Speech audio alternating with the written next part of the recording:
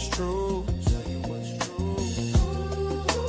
Breaking down the news, he's reacting for you.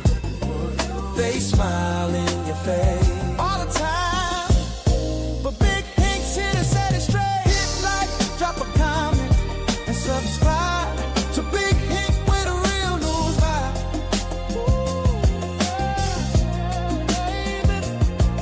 Stories on the line and the streets wanna talk. Truth in the video, watch the people walk. Every headline heavy, every clip it breaks down. Big Ink bringing clarity, truth all around. They smile in your face. Oh yeah, but the lies can't hide from the light today. So hit like, drop a comment, and subscribe to Big Ink where the real ones ride. Big Ink where the real ones ride. Big Ink, yeah, well, yeah. Current news, every angle, every side. Big Ink got the vision that you can't deny. In a world full of noise, let the channel be your guide. He break it down real, nothing watered inside. So when the world try to trick you, mislead you, misguide, Big Ink tell it straight, truth will always survive. So support the movement, keep the message alive. Hit like, comment, subscribe. They smile in your face, but truth still wins. Big Ink don't expose the game they in. Oh, so hit like, drop a comment, and subscribe. Big Ink's perspective, keep the realness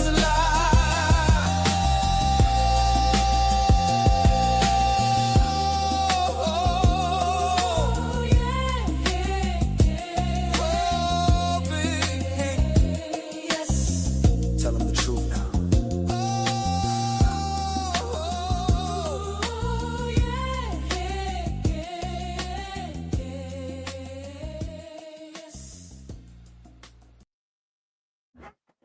Happy Wednesday, happy Wednesday, happy Wednesday. Guys, we see the thumbnail. We see the thumbnail. We see what this conversation is going to be about. If y'all didn't know, y'all know now. Shout out to June. It's Men's Mental Health Month. Nothing against everything else is going on in the month of June. Nothing against it. I ain't got nothing to do with it. That's not my lifestyle. But one thing that I do have to deal with as being a man, and one thing I had to do in my lifespan of 50 years, soon to be 51 on Monday, is men's mental health. Unfortunately, there's not a lot of people talking about it. But hopefully today starts off a new change, a new leaf, and we trying to do something different. As fellas, as men, we're trying to have these conversations. We're trying to engage in these conversations. We try to have these conversations because it's greatly needed, especially in our community. Nothing against everybody else, the white folks and everyone else. I understand we all need it, truth be told. Let's be honest, we all need it. But the concern that I really need to have is in my community. So I appreciate every last one of you beautiful people being here. Every last one of you beautiful people. I promise you I do. Guys, we are going to drop the link in the second hour. But this first hour, me and my man, Mr. Scott, who's going to have this conversation. Hopefully somebody's able to benefit from this conversation. Whether it's the stats and the information we share, between the stories that we tell, or just what's going on with you in your daily life. We all have to deal with these things. We all have to address these things. We all are facing critical situations. Just recently, let me say this, a young man who's going to have to serve at least minimum of, I think, 17 years. But he got sentenced for 35. That young man's whole life is upside down. His whole life has been turned around. Not just that young man's, but the families of both young men. One's no longer here. One's here, but he's being locked up in prison. And everybody in that family is going to be affected. That's crazy. Not only that, but we just had a case in South Carolina where a young man lost his life over a bottle of water. See, those are real people. and they dealing with real life situations. We all have to. But with that being said, let me acknowledge some of the people who have come through and blessed the channel. They didn't have to, they chose to. And I appreciate the blessings. So shout out to my partner, Taylor Bell. We run a NFL channel, the Just NFL. Shout out to my man Taylor. He didn't have to, he chose to. He said, good show, good topic. Keep up the great work. Brother Taylor Bell, I appreciate you for coming through with the $3 super chat. You didn't have to, you chose to, and I appreciate the blessings. Shout out to my man through the fire. Hey, through the fire pockets. If y'all don't know nothing about them, make sure y'all go over and subscribe to the brother, as well as my man Taylor Bell with E Sims. He's on all social medias. Check him out. He said, salute to the man of honor, man. The man of the hour. I appreciate that, brother. I don't know if the man of the hour, I'm just a man who has something on his heart, who has something to say. And I thought this was a great topic that we definitely need to talk about. So shout out to my man through the Fire Podcast for coming through with the $5. He didn't have to, he chose to. And I appreciate the blessings. Thank you, sir. Not only that, my brother, DJ Ham. I don't call him DJ Ham, I just call him Ham. I don't know if because I got that type of relationship. We broke bread together. We shared some stories together. Man, I was on the show. Man, shout out to that brother for coming through. Does great thing over there. Man, if you ain't had the opportunity to subscribe to this brother, I think you need to do so. So salute to my brother for the $10 super chat. He said, man, just coming through, say salute, brother. Shout out to you, brother, for the $10. You didn't have to, you chose to. And I appreciate the blessings. Thank you, sir. Thank you. I appreciate it. I promise you, I do. But guys, let me go on and introduce the guests in honor tonight. My brother, man, I met him on a sports show. Now, we was over cutting up about talking about sports. About my man Nines, my man Mills, over on the sports show, man. We had a good time, but unfortunately, they was harassing us. And they was harassing us about Scottie Pippen. Shame on these guys. We're not gonna hold it against them. We're gonna charge it up to ignorance because they just don't know how good Scottie Pippen really was. They want to sleep on him and shame him, but that's not what we're talking about tonight. I don't know the way they was handling about Scottie. Scottie might have some mental issues he need to deal with after that. The way they dogged him so goddamn bad. But let's get to it. So my brother, man, he comes from went to school in Illinois, right? Mr. Scott. Been doing his thing for 20 years of experience, providing clinical administration supervision services throughout the District of Columbia. Man, this man's been doing it for a long time, helping a lot of people. I'm sure a lot of brothers have really benefited from his experience. With that being said, let me go and bring the brother up, Brother Cortez. How you doing tonight, big brother? You good? I'm good. I'm blessed. Thank you for having me. Appreciate you being here, man. We come here tonight. We know what we're here for. Man, we're here to talk about men's mental health, man. And the month of June is our month. Like I said, no offense to nobody else and whatever's going on in the month of June. But to me, the most important thing that I have to be concerned myself with is men's mental health. Because there's a lot of brothers out there suffering. Some of them suffering in silence. Some of them not suffering in silence. They just out open with it. But for the most part, they suffering in silence. And I hate seeing that. I hate to see men go through that, the challenges that they're going through. But they're dealing with that. So what say you, brother? I know in your field, you've dealt with a lot of those situations or experienced a lot of those individuals who was deal with some trying times. How does that, let me ask you this. How does that affect you mentally when you're engaged in some of these conversations, man? So in our field, we call that vicarious trauma, right? When you are adopting others, people's trauma by listening and talking with them, you inherently, that trauma gets passed on to you because we're human. We react to things when stories are being told, when information is being shared. when someone is sharing their deepest traumatic event, some of that gets put on to the person who's receiving that information. Because we can put ourselves in that person's shoes, right? Mm-hmm. And Mm-hmm. when you do that, that process, you endure some of that pain. It may not be as impactful as the person who's live sharing, in person involved in that situation. But Mm-hmm. there is a level of that you adopt when you hear those stories, and it's important to keep that in mind and be purposeful when you go into any situation as far as providing therapy to Mm-hmm. when you say protect yourself, right? Protect yourself and make sure your mental is good before you can help other people with their mental Mm-hmm. health issues. Uh, because if you're not ready, if you're not prepared, then you can definitely fall victim to some of that vicarious. Mm-hmm. So how I deal with it, I keep myself prepared and intentional about taking care of some of the stuff that I here I debrief.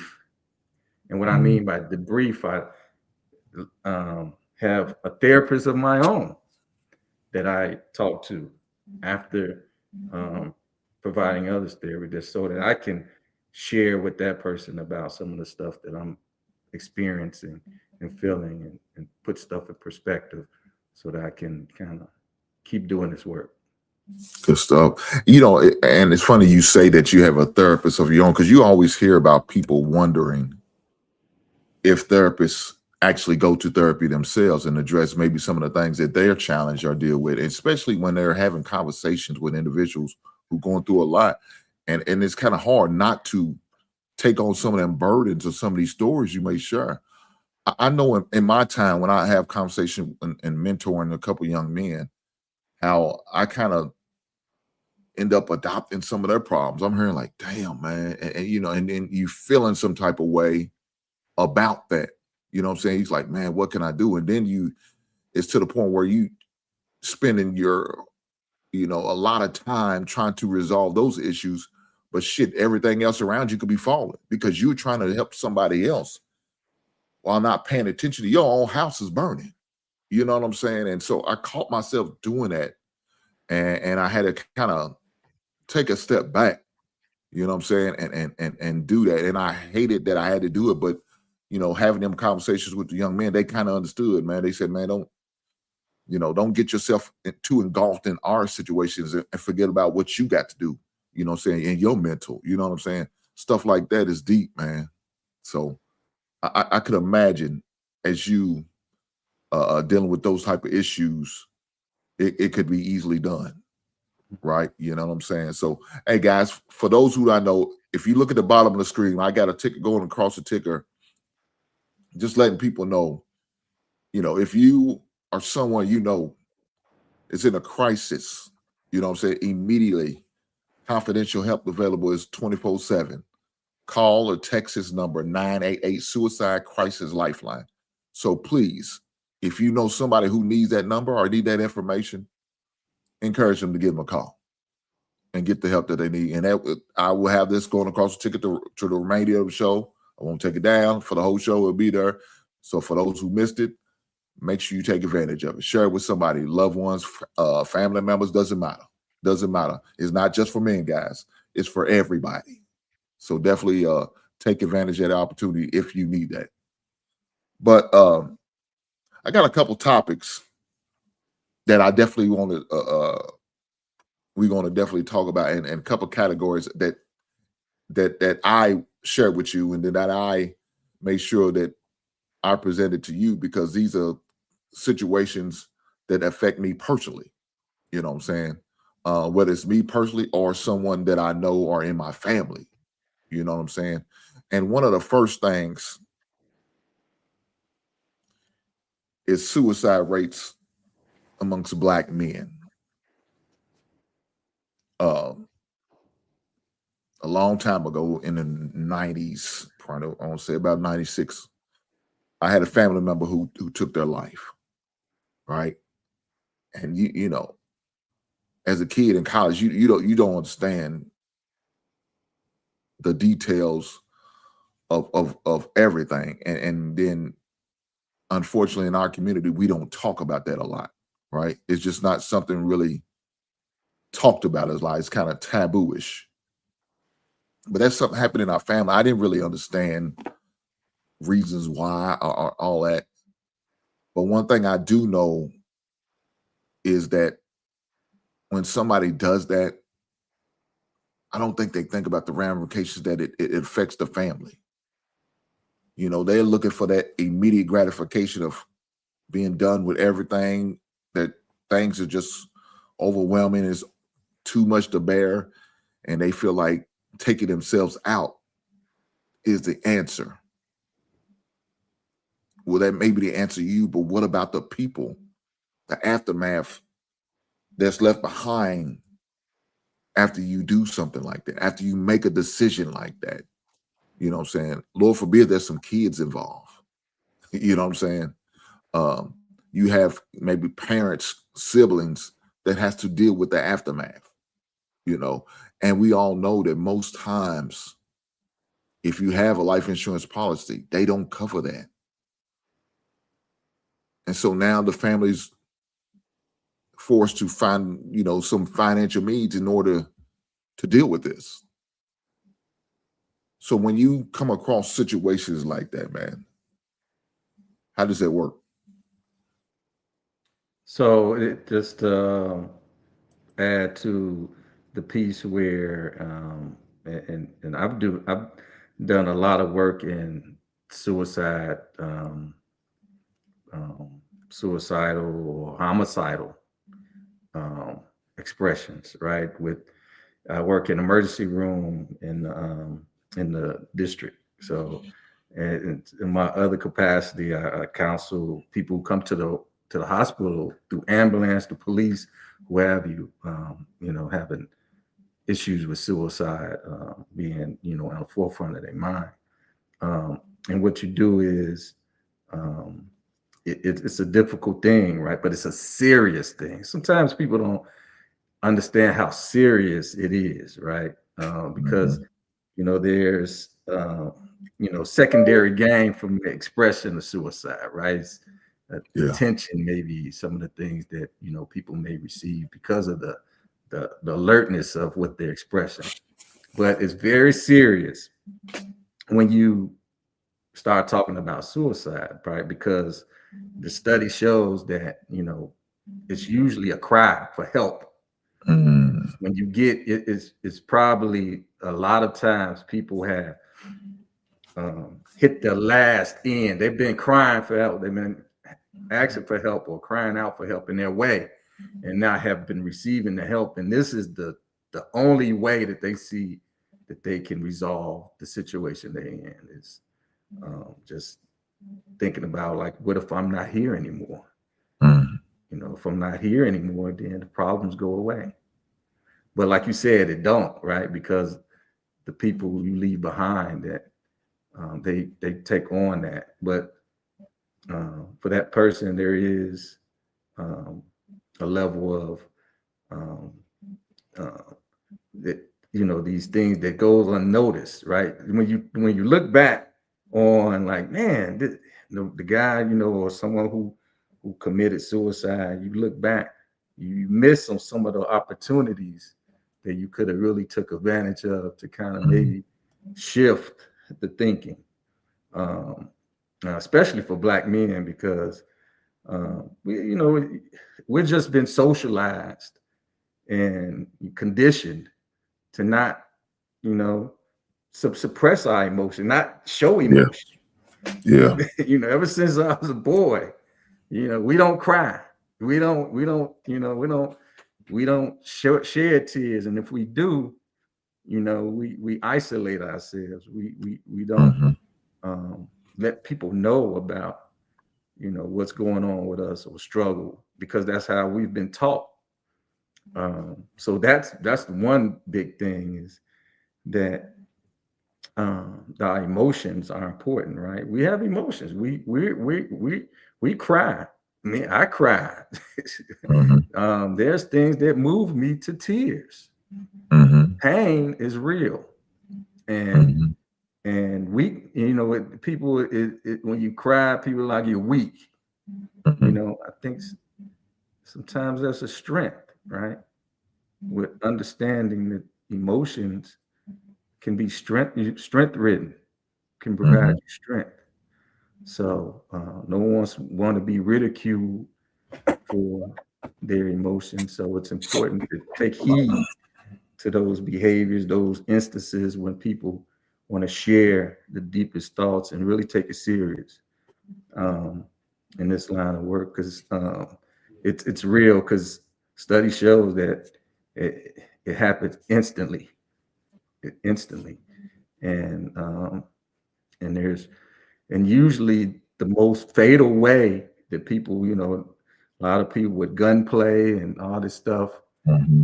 you see a Mm-hmm. lot of that happening, and even in I've heard in some studies saying that this people out here that go out here purposely to get police officers to shoot them. They do things to in a suicidal way, Mm-hmm. but it's real. So take heed to the struggles, right? People that that people go through, and especially men, and open up and be expressive, because um, there are avenues to get help and assistance. Mm-hmm. Yeah, I think somebody put in a comments selfish. That's a fact. Mhm. I know those are some harsh words from people who may have went through it, but that's exactly what it is. Let's be honest. That's exactly what it is. And unfortunately, people take that route for that reasons, because they don't care about whatever else it affects anyone else. It's all about what makes them feel better or at ease or at peace. Unfortunately, it happens way too often than it Mhm. should, especially in our community, man. You know, man, you remember back in the days, we would say that's some stuff some white folks do. We don't be doing that. Mm-mm, that's not it. Mhm. That's not it. And when that happened with my kinfolk, I can't say that. I watched family go through that, and that's something you'll never get over or get past. I remember getting the news. I remember getting a phone call. You know, it, it's it was challenging. You know what I'm saying? And I remember so because I was at a down place in my life dealing with being redshirted, not knowing if I'm going to get opportunity to play. Uh, is he going to recruit over me? All of those things was in my head. I wasn't getting the playing time. I was pretty much a practice dummy. You know what I'm saying? And doing everything, but actually getting the opportunity of doing what I love to do. So that was hard. You know what I'm saying? You dealing with that as a young adult, didn't feel like you had no one to turn to, no one would understand. Nobody's gonna listen. Who cares? You're a man, tough it up, get over it, get past it. You know what I'm saying? Now I wasn't to the point of, thinking about ending myself or nothing like that. But it was just something, what I'm saying, that I had to deal with. You know what I'm saying? And then I get that news that a family member has took their life. And so now I'm dealing with that. Now I gotta deal with this. I mean, I don't know. It was just challenging. It was It's just interesting when people are at their wits, right? The end, that hmm they are, they're not thinking about, who they just don't want to be here no more. They just lost it. That's the only solution in their life, given whatever they're going through. That's their solution. And when when people suffer, when they're suffering, right? Mm, Because no one just wakes up and be like, I'm gonna end my life, right? It's a mhm, long process of trying to resolve the situation, and but so when people suffering, sometimes they, and this is not just for um, individual, but it's people around them. Just being aware of pick up on those signs, those tidbit signs when someone is suffering to the point where they're, being isolated, like they don't want to do things, they want to just, be by themselves, or they don't want to even they don't have fun, they don't feel like having fun, and given that, opportunity to talk and be, and because someone may say, they don't never say I'm depressed, right? People don't use mm. those terms, those clinical terms. Yeah, They yeah. might say, I'm tired, I'm exhausted, I didn't had enough. Hmm. And that's that hopeless thinking that gets you caught up, right? That um, no one is back to that whole, no one wants to carry other people's burden, right? You don't want to, Hmm. but you need to uh, have early intervention. Prevention is the best way to address this issue, suicide. Picking up early and creating a safe place for people to be supportive, not um, more damaging when they're getting, some help. So it's very, very critical because it's life at hand, right? It's really what you're dealing with, someone's life. Uh, Hmm. and interesting enough, it's not just suicide, it's homicidal. Like I've had, people to the point where they don't not just take their own lives, but take other people's lives because they're in that level of mental anguish uh, that that's just as impactful as taking their own life. So it's good to really in our community to really pick up because they're saying it's a lot of act that people who are suicidal in the Black community are turning into homicidal acts now. Hmm. So it's really to be cognizant of that too when someone is at that point in their life where life is not important to them anymore. For sure, man. And the crazy thing about it, man, it was like, you know, my brother would hang tight with him. You know what I'm saying? That was, him and my brother was ace boon coons. And you know what I'm saying? They was cool. They hung out all the time. And, my brother said the last time I seen him, man, everything was good. We thought everything was all good. He didn't show no signs of, you know, what what I guess we consider what looked like depressions. You know what I'm saying? It was something like that. But Mhm. um I don't know. It was Yeah, just it's it was interesting, especially with a lot of men in general. Like they frequently present as irritable. Like somebody is Mhm, always a little bit more angrier than they used to be. They just just things just not you know working out for them. Then it don't mhm, look like you would think it looks like. But for black men, it really is a difference. They might be into substances now. They might be using different type of stuff mhm, than they used to use just to escape the reality, escape what they're going through. They're looking for substances to relieve them, to relieve the pain, and they mhm, overindulging or they're experimenting with stuff um, that's a little bit out there for that purpose. And we call that self-medicating. When you start having that self-medicating behavior, where you're looking for something to change how you feel, and the side effect of that is uh, a lot of times can be really damaging for your mental health. People sometimes, I like going back to social withdrawal, don't even want to, want to be social anymore. We call them antisocial or whatever.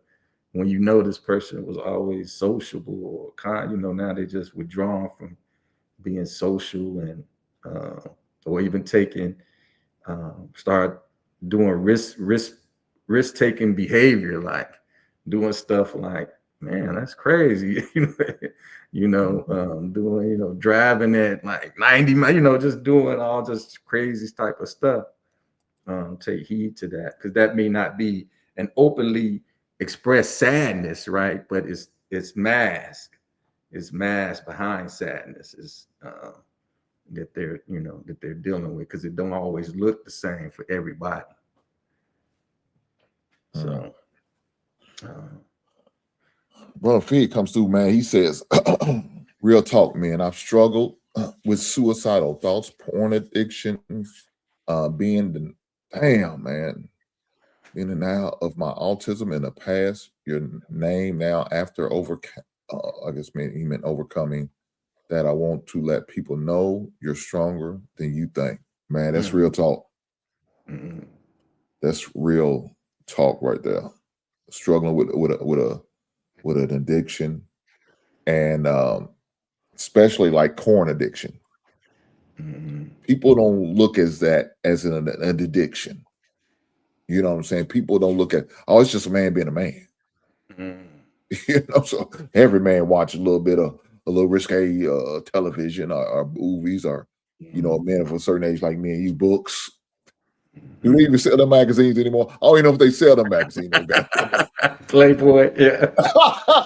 God damn. You remember back in the day. You remember back in the days. You get your uncle's stash. God damn, come on. See, I'm being vulnerable right now. I shouldn't be this vulnerable with you son bitches. But I'm going to be, because it's real. It's man mental health month, and we're going to talk about what we're going to talk about. I remember back in the day, I used to go with my buddies. His little dude nickname was Pookie. That's crazy. We call him Pookies and Ray Rays. But his nickname was Pookie. His real name was William. Look at my wife. Don't tell on yourself, Hank. Well, I'm about to. Hopefully they don't put me in a doghouse, but we're going to be all right. We're going to be all right. Back in the day, used to go to his house, hang out. We used to play fun. His father had, collections of Hustler, Playboy, even had the Playboy channel. You remember when the cable had the Playboy channel? It wouldn't come on to after 8 o'clock at night. I used to try to hang over there. Oh yeah. Hang over. Hey, Pookie, you thinking mama let me spend the night? Said, I don't know, but I remember one time I did. Man, Daddy came down and said, boy, caught our ass. Boy, I got my ass lit up. I'm like, God damn, you ain't my goddamn daddy. I'm getting a whooping. He got caught looking at his books and watching the movies. Yeah. But, Yeah, it is what it is, but people don't understand it. That really is a thing. That's really a thing. I think it was You don't laugh at me. This shit ain't funny. I'm traumatized. I think it was they had I think it was some gospel singer who had it Kurt Franklin. Kurt Franklin, yes.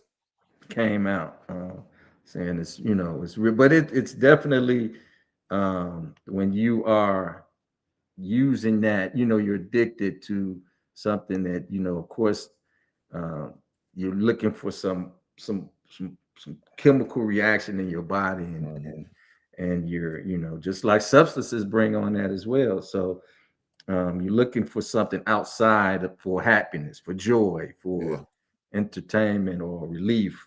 It becomes when you draw onto that in an addictive behavior, then it can be problematic because it impacts your livelihood, just the way you naturally or just a healthy way of looking at your own sexual experience. So, but yeah, it the person who shared that information, and he mentioned autism too. There is, understanding that piece, which is, just socially, um, challenging for autistic individuals, right? To be in a social element, to go to school, and people, look at you a certain way and expect you to respond a certain way, but because you have this diagnosis, you're not capable of responding or socially deal with. So people make, they ridicule or they shame you, and they do it. So stuff comes with that um, for individuals, and he has to endure that and that pain, and I get that because a lot of people don't understand autism and don't understand what it means and what it's about, and so they're just going off of misinformation, and and you have to deal with that on a day-to-day basis from the masses. So it can be very difficult. Can be very difficult. Being strong. We tell black man, you got to be strong. You can do it. You can beat this or get through it. But sometimes strength ain't enough. It's just That's a fact. um, being emotionally healthy is important, right? Just being healthy. Always strength can, because that's what always people think we have. We can do it, but that don't mean you're immune to it, right? Just because you have the strength to do it, don't mean it don't impact you. It's important to deal with what's impactful, what you're going through, um, so that somebody can understand that and help you through it and process that. And and when he shared about autism, um, I got the privilege for a school year of teaching a couple of kids who was dealing with autism, who was autistic. Um,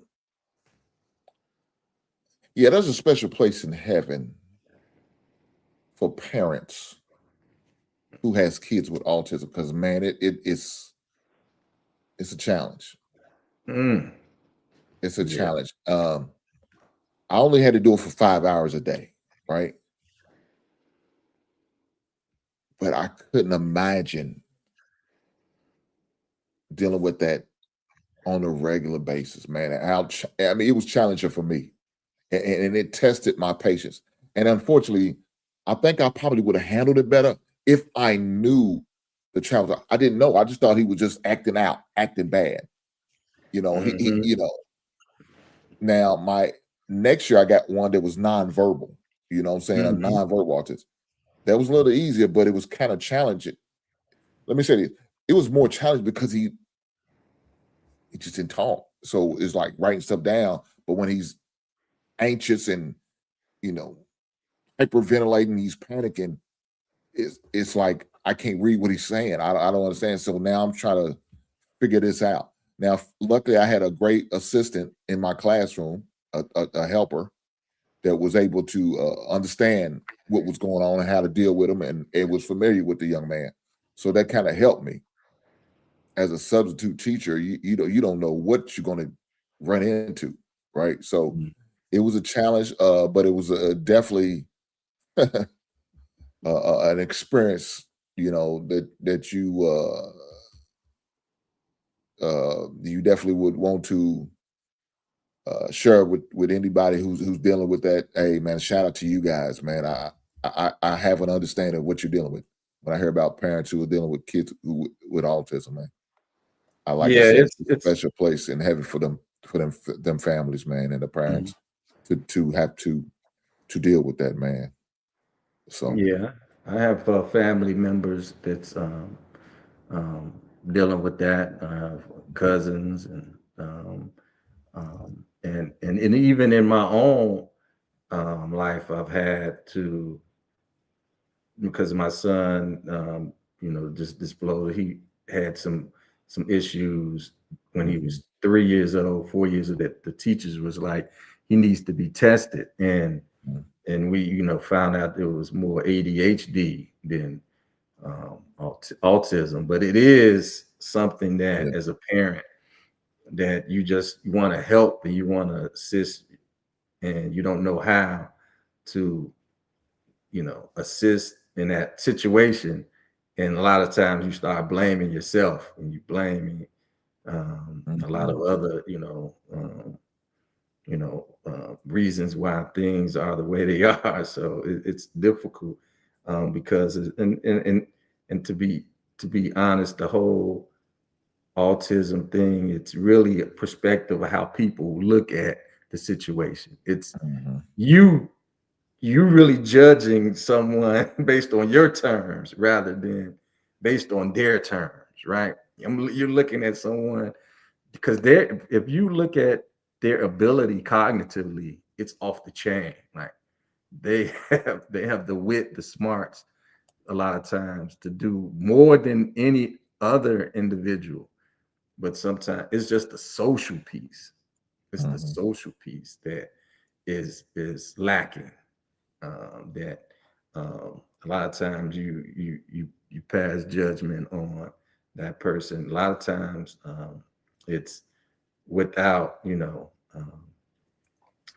just don't know the what all the the ways to kind of communicate, especially um, with someone nonverbal. But there are a level of communication going on.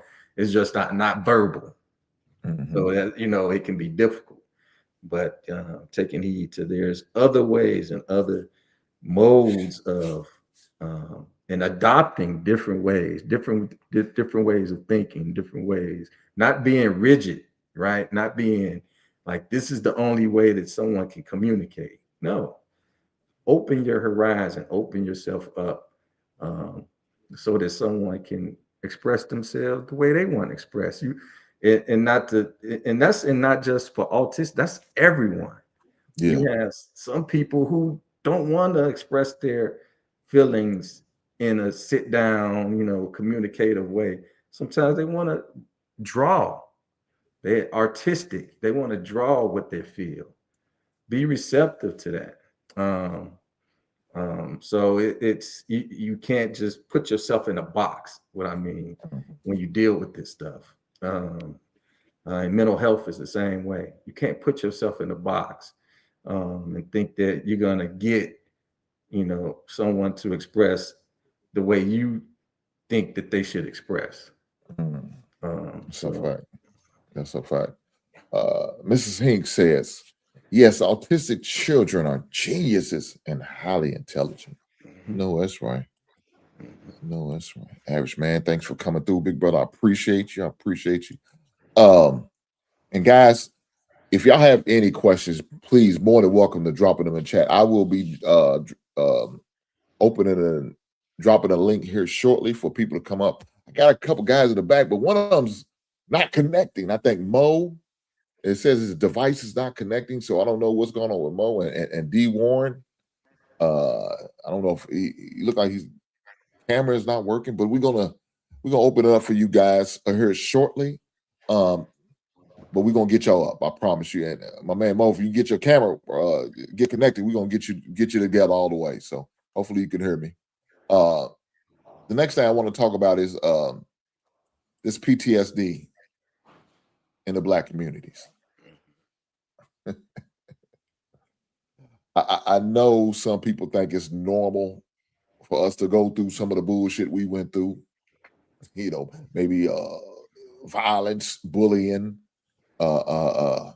shooting, constant fighting with family members, neighbors, and all of that. I know we thought that was normal, no big deal, but no, really, it really is, because it kind of goes into the next subject too, as well, is childhood trauma. But first things first, we're gonna definitely talk about this PTSD in the Black community and how we deal with what we have to deal with coming up from wherever we come up. You know what I'm saying? So Tez, share with me when I say this or when you see this on the screen, all right? What comes to mind for you? So post-traumatic stress disorder, that's what PTSD stands for. Post-traumatic stress disorder. So people usually in historically, when I use the Bible, what therapists use called the DSM-5, we use to kind of break down all our diagnosis and what symptoms are, and what they look like, and make sure that we give a proper diagnosis. And usually when this diagnosis came about, it was for people in the military, right? Mm-hmm. It was limited to military wars, being the way war is, seen, or people who go through those, is really horrific, and things, killings, and just in the name of countries and stuff like that. You had a lot of veterans coming back with, just being impacted by all the stuff that they saw at war. So you saw like catastrophic events, just being engulfed in all this type of, warfare. A lot of military people came back with these issues. Mm-hmm. Um, but many black individuals experience chronic, not just, I mean, chronic trauma.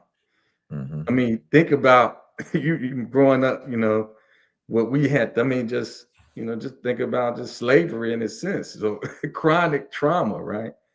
Um, Related to like community violence. Like I remember growing up in the city of Chicago, it wasn't a day you go by that, you ain't heard a gunshot, or, you go out and you actually witness someone being shot. So community violence is every day. You're seeing racism every day. You're dealing with it. Where it's traumatic when you go through a level of racism. Someone like back in civil rights time, all those individuals were going through what they had to go through to get rights, right? To get voting rights, to get equal representation. Family instability can be very traumatic. Not able to eat, when I'm going to get a meal, can be traumatic for an individual, right? Or uh, being abused or neglected in your household is trauma. So a lot of that is, a lot of in the black community, we deal with a lot of that inequities that brings on those impactful traumatic events. Um, and a lot of times we just normalize it. It just becomes, an ambulance going off in the neighborhood, ain't no gunshot in your neighborhood. It's normal. This is what happens. So, um, in those instances, you know, when communities, families start normalizing it, uh, you start overlooking impacts, right? You don't see how impactful that the trauma can be in your life, where now you got a cousin strung out on heroin, or you got someone that out there selling, they're using sex for money, so it's deep. It gets really, really deep of Mm-hmm. how people deal with trauma and the effects of it. And if you don't address it, it can really lead to some damaging um, impacts in your life. Usually symptoms, you get people have being more irritable, can't sleep at night, you can't get rest, you up, you're irritable, you have a lot of anxiety, you're nervous. You become, sometimes you just become emotionally numb to stuff because it's Yeah. been going on so long. You don't even know how to respond or react to some stuff that you will see something happen in front of you, somebody, like, oh, well, this is, I don't even have a emotional response to this. So it can cause a lot of problems in your relationships too. Um, so it's good to kind of be aware of trauma and be someone that informed of how you can deal with the trauma in a healthy way, um, because it can really damage you. Yeah. Let me let these guys know. Hey, D Warren and Mo, I dropped the link in the back so you guys can actually watch it from YouTube. So if you click on that link, it'll take you straight to YouTube, and then you can watch it from there, so you can see the whole the show, so you can enjoy it from that angle. So you don't have to just hang out at the back if you don't want to, because if not, y'all just be hanging out back there. But just if y'all hit that link that I put in the private chat, it'll take you directly to the show, and then you could just leave comments and leave your feedback and all that good stuff. So there you go. But I appreciate you guys definitely coming up for sure. My next thing is this childhood trauma, and we kind of touched on it, with the PTSD and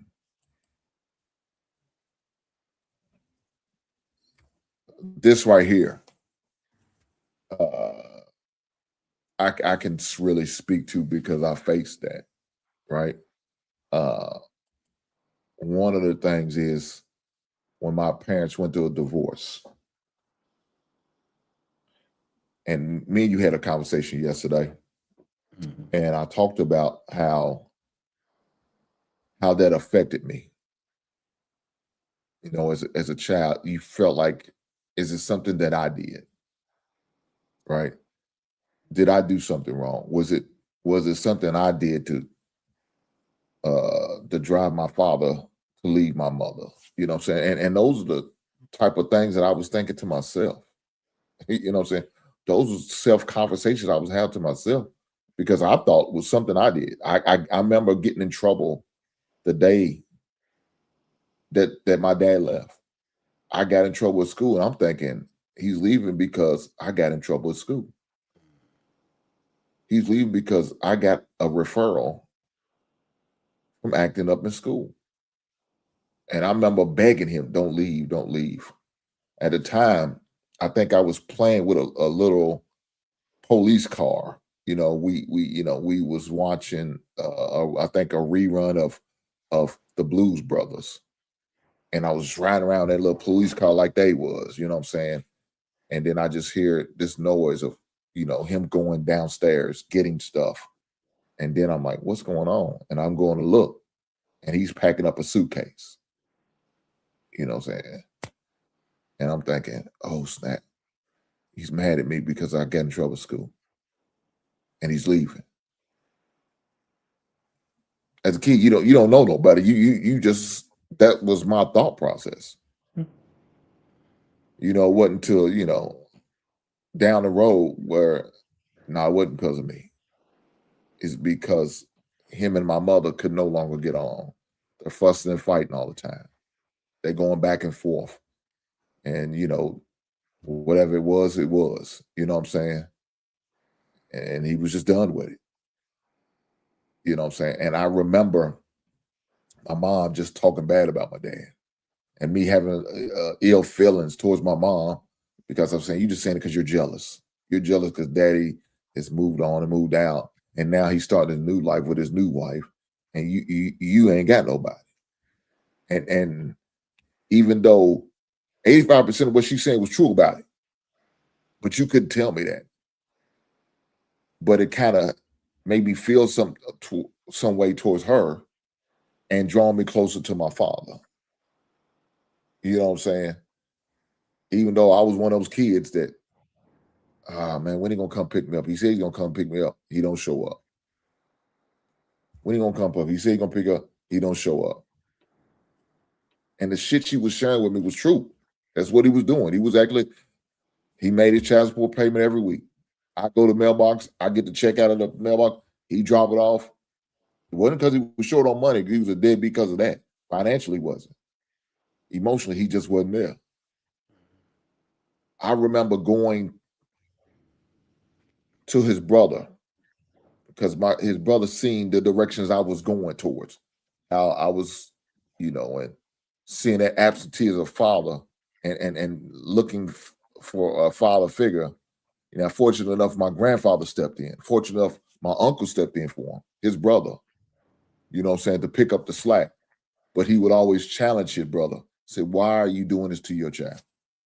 Why are you not taking care of your two sons? You got two sons that need you and you nowhere to be found.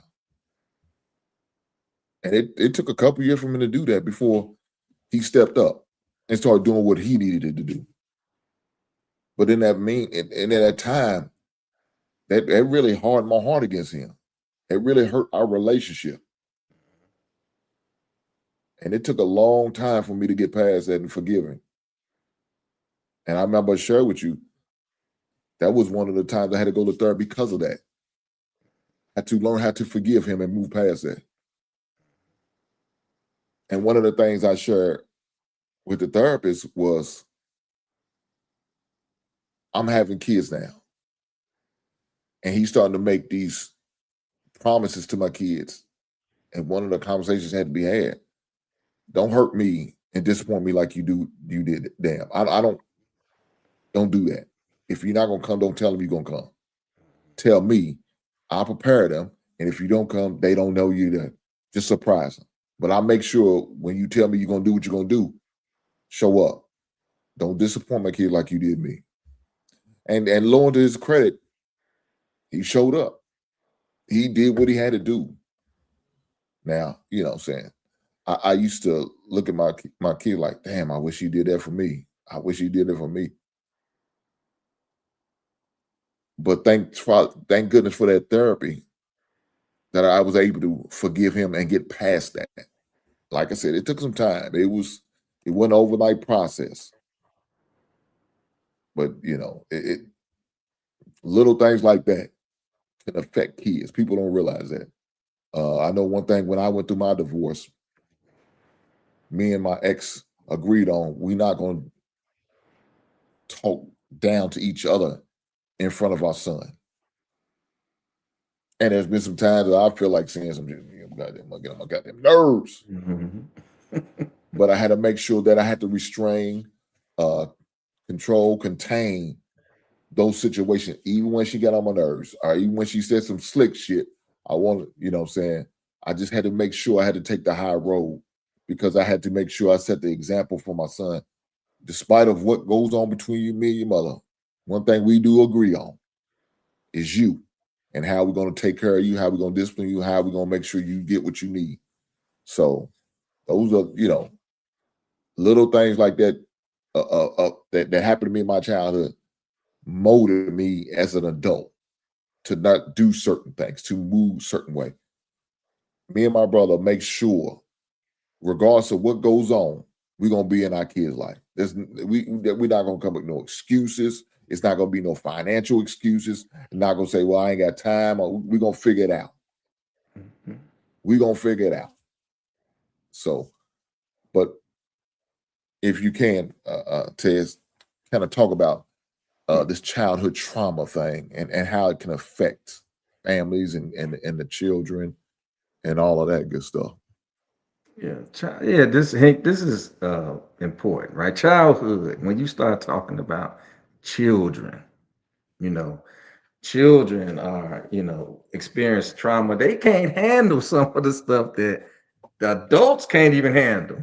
You asking the child to That's a handle. fact. That's the impact. That's the real deal. That's truth telling right here. Childhood. Now you talking about someone who was an adult is impacted, and now you're looking at a child. You got to remember, child is not as resilient, not as strong, is not capable in the brain to receive this trauma, and their brain ain't even developed yet, right? So that trauma is impacting that brain that's trying to develop, that's going through it. You got to remember, a child brain your brain don't fully develop until you in your mid-20s. So we talk about adolescence, the stuff that with teenagers and stuff that not able to regulate their emotions is because trauma and all this stuff is impacting that brain that you have up there, and it's it can't develop in a normal process because of what they have to deal with, nutrition and abuse and all this other violence. And they're not able to trust, they're not able to have strong self-esteem, confidence that we all talk about, that's important in life. The more confident you are, the better you move in the society, right? Trauma impacts that. It gives you, you know pause, when you've being traumatized, to feel like you're comfortable in any given space. um just having, um and you discussed it, unresolved trauma. When you're not able to resolve it, and you go into adulthood based on, like you said, you had to deal with as a child, that the trauma that you had, because let's believe divorce is very traumatic, right? For a household, not only for the individuals that's going through it, but it's also for that household, that family, because you're removing an entity that you see every day, you hear from every day, or you deal with on a daily. But now it's a change in how that's gonna be processed now. Um, so that whole experience is almost like grief and loss now that you're dealing with, because everything's changing in front of your eyes. and and as a child, you don't have the abilities to understand it at that level. So it's important to take heed to that and really concentrate and focus on protecting the children, because they on this earth to be children, not to deal with the adult stuff that adults are dealing with, right? They're not able to kind of play and develop their whole process, because it's a process for them, right? Being um, able to, like you said, heal from that, like you going, healing is, important. It's a healing aspect to this as well, where you trauma is impactful, but there's ways you can heal from it, and really going to therapy, getting supportive relationships. Glad you mentioned the therapy piece, the healthy coping strategies of how to kind of deal with the stuff that you notice from yourself by being impacted by the trauma, to help kind of move through life. My years, I've been in child welfare. I started out when I got my MSW. I started working in child welfare, where I saw a lot of trauma, right, from the children that was exposed to, that was brought into foster care. And that's an instance where a child is removed from their family dynamic and placed in another family, and we expect them to thrive and move, which is, let's call a spade a spade. It's not feasible, but we try to do the best we can to protect that child. So in child welfare, I have countless times dealt with traumatic events of a child who I had to literally go pick up out of their home and have a discussion, like, look, we got to go to another home, because this home is not a good match right now, and Yeah. we have to get you into a better home. And it's not to say that you did anything, right? It's just not a good match, and um, we just want to make sure you're safe, and that can be your own family. I might have to remove you from your own family, and that's the people who you have blood relations with.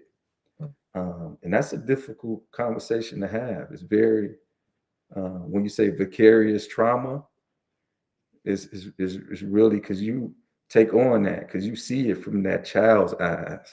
because all he wants to be is loved unconditionally. Yeah. Shouldn't be a reason that you love me. I'm a child, right? So, but in this world, he doesn't receive that. In this world, he receives or she receives, conditional love. So it's hard to deal with that. But we make instances where we make sure that we do no harm, do less harm than what they are going through. So um, children are, I- um, children. And my son, I have a 6-year-old son. The one I told you we had to test him for. He was born with a hole in his heart. Mm-hmm. So just show you how resilient children are, right? So he had to have open heart surgery. Just put this in context of mental health and health, right? He had Yeah. to have open heart surgery. We took him to the hospital to have surgery on a Thursday. He was home on Sunday. Mm-hmm. That shows you the resilience of children, how just Mm-hmm. physically made up. And it's probably that way for a reason because children, just have the energy and they have if it was me or you, they had open heart surgery, we'll be in there for months. And Yeah. for Yeah. children, they are very resilient, but they're not immune. Mm-hmm. Just believe they're not immune, but they're resilient. So if we can lean on the ability that we know that they have the strength and the capabilities to endure, and we can help heal them from that, right? And help build them, support them, and get them to a point of being regulated better from that trauma is important. So, and it don't have to it don't have to change the trajectory of their life. They can get into adulthood and move forward and do things as normal as possible. Uh, as a as you know, even though they went through the childhood trauma. Yeah. Damn, that's crazy, man. I could imagine Yeah. 6. You said 6 years old when he had a half head? Well, he had surgery when he was 1. They Oh, had to so that wait was a till. second surgery. No, he never had a second surgery. He's 6 Oh, now, okay. Okay. but when he Okay. was Oh, okay. 1, he had the surgery, and I just was in awe when I was like, because he was in, they had to prepare him for surgery. They had Mhm. tubes in him, all that. It was, just like an amazement Man. of like a higher calling. It was like this is deeper than anything that I've ever realized in my life. That Yeah, this. that would have been rough for me to see, man. Mhm. Jesus Yeah, Christ. I yeah. couldn't imagine that. I But could not they're imagine that, so man. it's so resilient. It's crazy. It's like, man, this is whew. Like this boy, he was up crawling. Mhm. He was jumping out the bed, the hospital bed. He was He's- he said, I've been cooped up too long. running in the hallway. I Like, know that's right. I know that's right. He said, I got some energy now, wherever it yeah, yeah, takes. yeah, Man, but yeah. hey But guys, yeah, this. do me a favor, and make sure y'all hit that like button, man. If y'all enjoying this good content that I'm bringing for you guys, talk about men's mental health. It's Men's Mental Health Month, the month of June, man. Make sure y'all hit that like button. You goddamn right. Push the goddamn button. Hit that like button, man. Do me a solid. I appreciate every last one of you guys who are here, man, who was rocking with me. And guys, if you're gonna watch it on replay, make sure you hit that goddamn like button. You're goddamn right. Hit that goddamn button. But let's keep it going. Let's keep it going. Again, I said I was gonna drop it, and I'll make sure I will. After we go, I tell you, I say this. I'm going to drop the link right after we talk about this next subject right here. Definitely make sure I drop the link for anybody who may want to hit that link and come up. Again, if you cannot be on camera or don't feel comfortable with being on camera, that's okay. Just make sure when you're in the back, you cam up so I can see it's you as a real person, because I don't want nobody to get my channel flagged or messed around. So show me you're a real person, and then we can bring you up and we'll go from there. With that being said, we need to talk about this one. Another subject that I can relate to because I've been through it. I walked down this goddamn road, and that's divorce and depression. So January 2016, my divorce was final.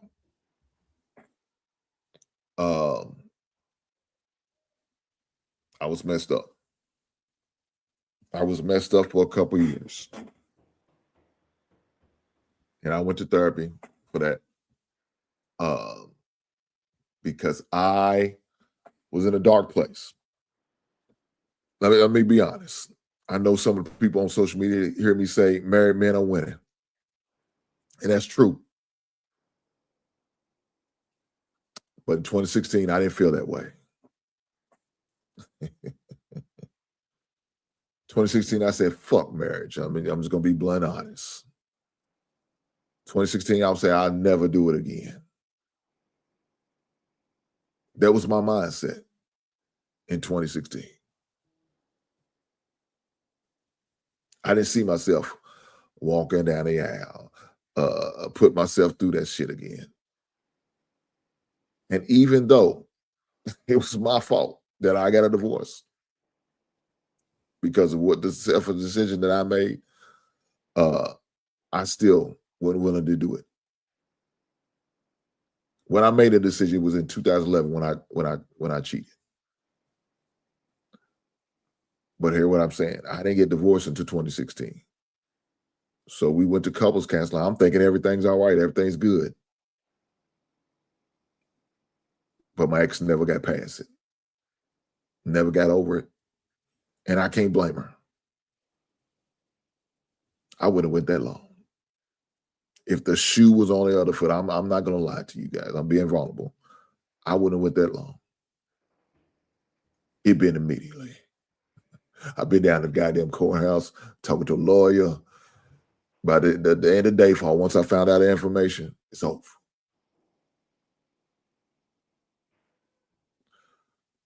But I'm thinking everything's good. We're doing what we need to do to get, in a good place. But that wasn't the case. And so what happened? I have to accept that.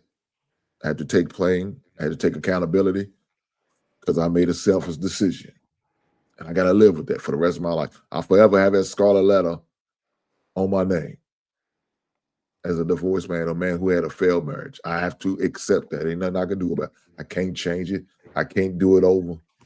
I can't fix it. I got to accept it is what it is. But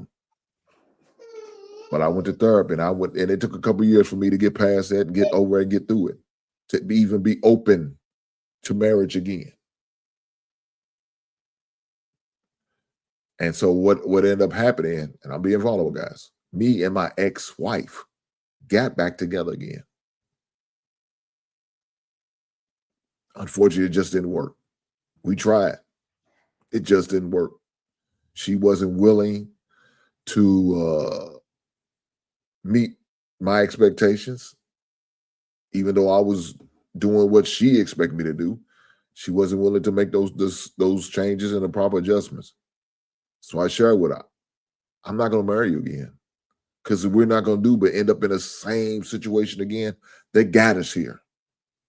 And if that's the case, there's no need of me going down this road, spending this money, going through this mental anguish that I went through. There's no need of doing that. So we mutually agreed that we're going to part ways and move on. Now, lo and behold, 4 years later, I found a woman that required marriage. 4 years later, I found a woman that I felt good enough to marry. She lived up to the expectations that I expected from a wife. And I lived up to the expectations that she needed for a husband. She met my standards, I met hers, and I blessed her with my last name. Again, I was willing to get married, man. Doesn't mean it was going to happen, because I didn't know I was going to find that right woman. But lo and behold, the Lord had said I got a bigger plan for you, Hank, and here it is. So I know about this, and this is the reason why I made this one of the subjects that I want to touch, that I want my man Tez to speak on about, because there's a lot of men going through this. Now, of course, they probably didn't make the selfish decision that I made, but doesn't make it any different. So, Tez, if you can, speak on this, big brother. Oh yeah, this divorce, man, that's the people, it go hand in hand. Divorce and depression go hand in hand, no matter what people may think that divorce, it's mental health written all over it.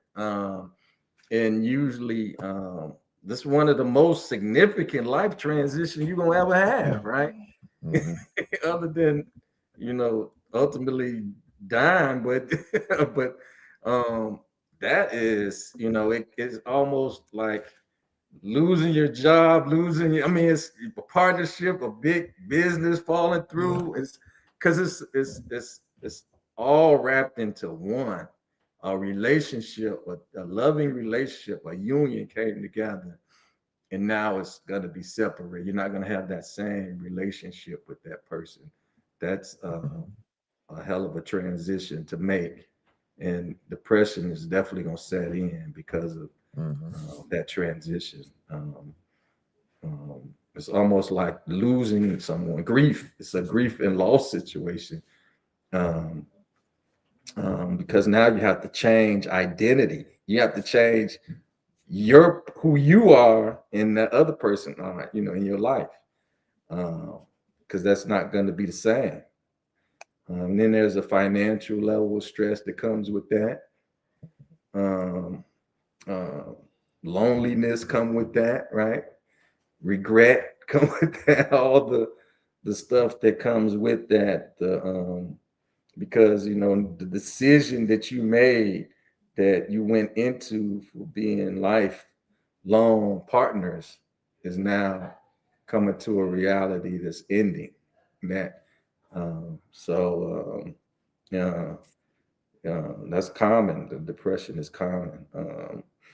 And and the other bit of it too is not just impacts the both of you, it impacts everybody around you, family, friends, children.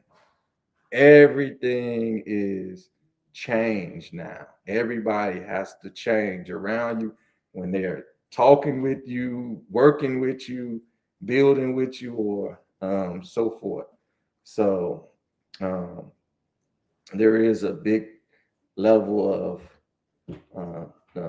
mental illness that comes after that, especially when it's in a situation of infidelity or whatever that may have came about. Then you got to ask yourself, the reasons why, and that, come down the line, why, things were done, and how it could have been different. And so it's all that, kind of dealing with that piece too.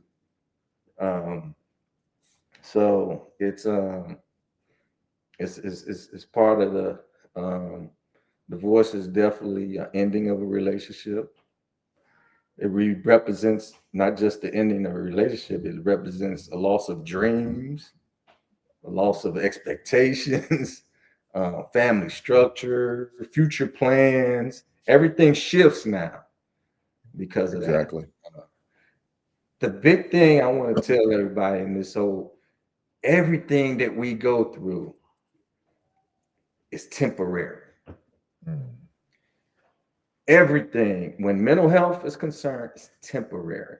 Some people, of course, there's the percentage that they may, is just the chemical imbalance and things of that nature, where they may need medication and things of that nature to kind of really change their mental health. But the majority of us, it's temporary. It's how we cope with it, how we create strategies to deal with it, Mm. because it's inevitable, right? It's things that's gonna come in your life that that's going to cause some mental anguish. Um, but it's how we kind of heal from it, because it's like pain. You're gonna get hit, right? We're gonna get hit, right? You're gonna have to put an ice pack on an ankle, or you're gonna have to put an ice pack on your feelings. You're gonna have to, your feelings are gonna get sore, just like your health, like your physical Mhm. being is gonna get sore. But it's a way of, how do we heal from that? How do we come back from, having this pain inflicted on us, and come back come back better as a result of the pain, and really um, have a real true sound like you had a true support system in your corner, when you was going through the things that you was going through. You had a renewed sense of purpose. So those things start to shift. You got to rebuild a different routine now, which is possible, which is Mhm. um, important to do, so that it's not something that you dwell in and get stuck in. So I know a Yeah. lot of people who get stuck, and when I say stuck, I mean they get into an incident in their life and they get stuck there. And you ever met friends and they were like, man, remember when we used to do X, Y, and Z? And they stuck there mentally. They're stuck there. That's all they want to talk about. That's all they want to talk about. And you're like, man, we got to move beyond that. Yeah, We I got to done move grew up. We forward. did. You talking about we was 10 to 12 years old? Why we still doing this? What we talking? So Yeah. you got to get unstuck from that. Because if you get stuck in that, then you're not gonna be able to progress and move forward. And Mm, and that's the thing. You got to keep moving forward, and being stuck in a situation. No one wants to be stuck in a situation. You want to have a way out, right? You want to have freedom to move about and not imprison yourself, imprison your feelings, imprison your thoughts. You want to have your thoughts be able to expand and move past, um, what you're stuck in and what you're going through, right? Because it's just yeah. temporary. It's just temporary. Mhm. But that's easier said than done, right? That's true. It's easier said than done. That is definitely true. And I'm gonna drop this link for Mhm. anybody who wants to come up. Like I said, even if you can't be on camera, I need to see you in the back to prove that it's you, and then you can cam down, and I can bring you up if you don't feel comfortable being on camera, but prefer to be on camera. Be on camera. I'm gonna drop the link, but I know one of the things that I was sharing with you yesterday was I didn't realize until one of the things in my state that they are requiring that the kids go to therapy as well, and Mhm. them sharing with me that we traumatized the kids by going through this situation. I never thought about it like it. Even when I was going through it, they might even said it. I just didn't know what that word meant. You know what I'm saying? Hearing it at the age of 10 years old, I just didn't understand it. But hearing it as a grown man and have a level of understanding, hearing that, I'm like, damn, thinking about it, like, shit, I didn't even think about that. To the point, it was so crazy. I had to apologize and share with my son what happened. What was the reason why me and his mother is no longer together? I had to share and apologize to my son. And you talking about one of the hardest thing a father has to do to his son is apologize for him making a selfish decision like that and hurting him and his mother and the family. That was tough, you know. My son had every right to say, F you, dad, I don't want to have nothing to do with you. And I couldn't be mad at him if he shared that sentiments. I couldn't be. Now, fortunate enough, he was raised right and he was, he forgave me and we moved on past it. It took a lot of couple conversations, but he's able to get past it and we in a beautiful place. But he had every right to feel that way. And I would not blame him not one bit because of the selfish decision that I made, the things that I did and decided to do that caused us to be in that situation, breaking up other family, not having to see my son 100% of the time now, 50% of the time. You know what I'm saying? Not getting to spend all the quality time with him like I used to be. I used to do. Not always, you know, seeing him all to sleep. You know what I'm saying? Stuff like that affected my son because of the decisions that I made. So I didn't realize that. And when a therapist said it, I was like, damn, it's crazy. But now this me saying it kind of leaks into the next subject, and that's co-parenting stress. Fortunate for me and my ex didn't have that type of situation, right? We had a good co-parenting situation. We was able to communicate. We was cordial. Uh, you know, even though the court has sent us a schedule on how we're gonna do things, we didn't always follow it because we had an understanding. If there's times where I had to make adjustments because she had something to do her weekend and needed me to take him an extra weekend, that wasn't a problem. I got to see my son every day because he got picked up. Well, I picked him up from school after basketball practice and all that. So I picked him up. He spent a night, and then when it was his time to stay with his mom, he still was coming to me. She would come get him after she got off of work. So when I kept him for a week, she kept him for a week. I still got to see him even doing that. Now, of course, he didn't always spend a night with me because it was her time, but I was still able to see him on a daily basis. So we just, we able to work things out. Now, with my situation, my daughter, did I have a time period where it was a little touch and go? Yeah, because there was a time where her mother didn't send her down on time like schedule, and I had something planned for us. We were supposed to go to Disney World. She wasn't able to go because her mother said, "Well, I'm not going to send her down for whatever reason."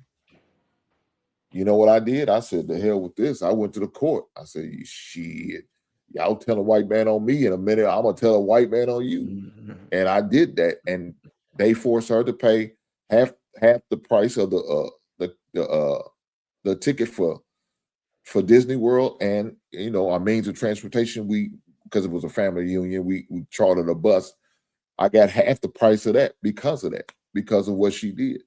She had to reimburse me, which was cool. That sounded fair to me because it was an expense that I've incurred, and she wasn't able to enjoy.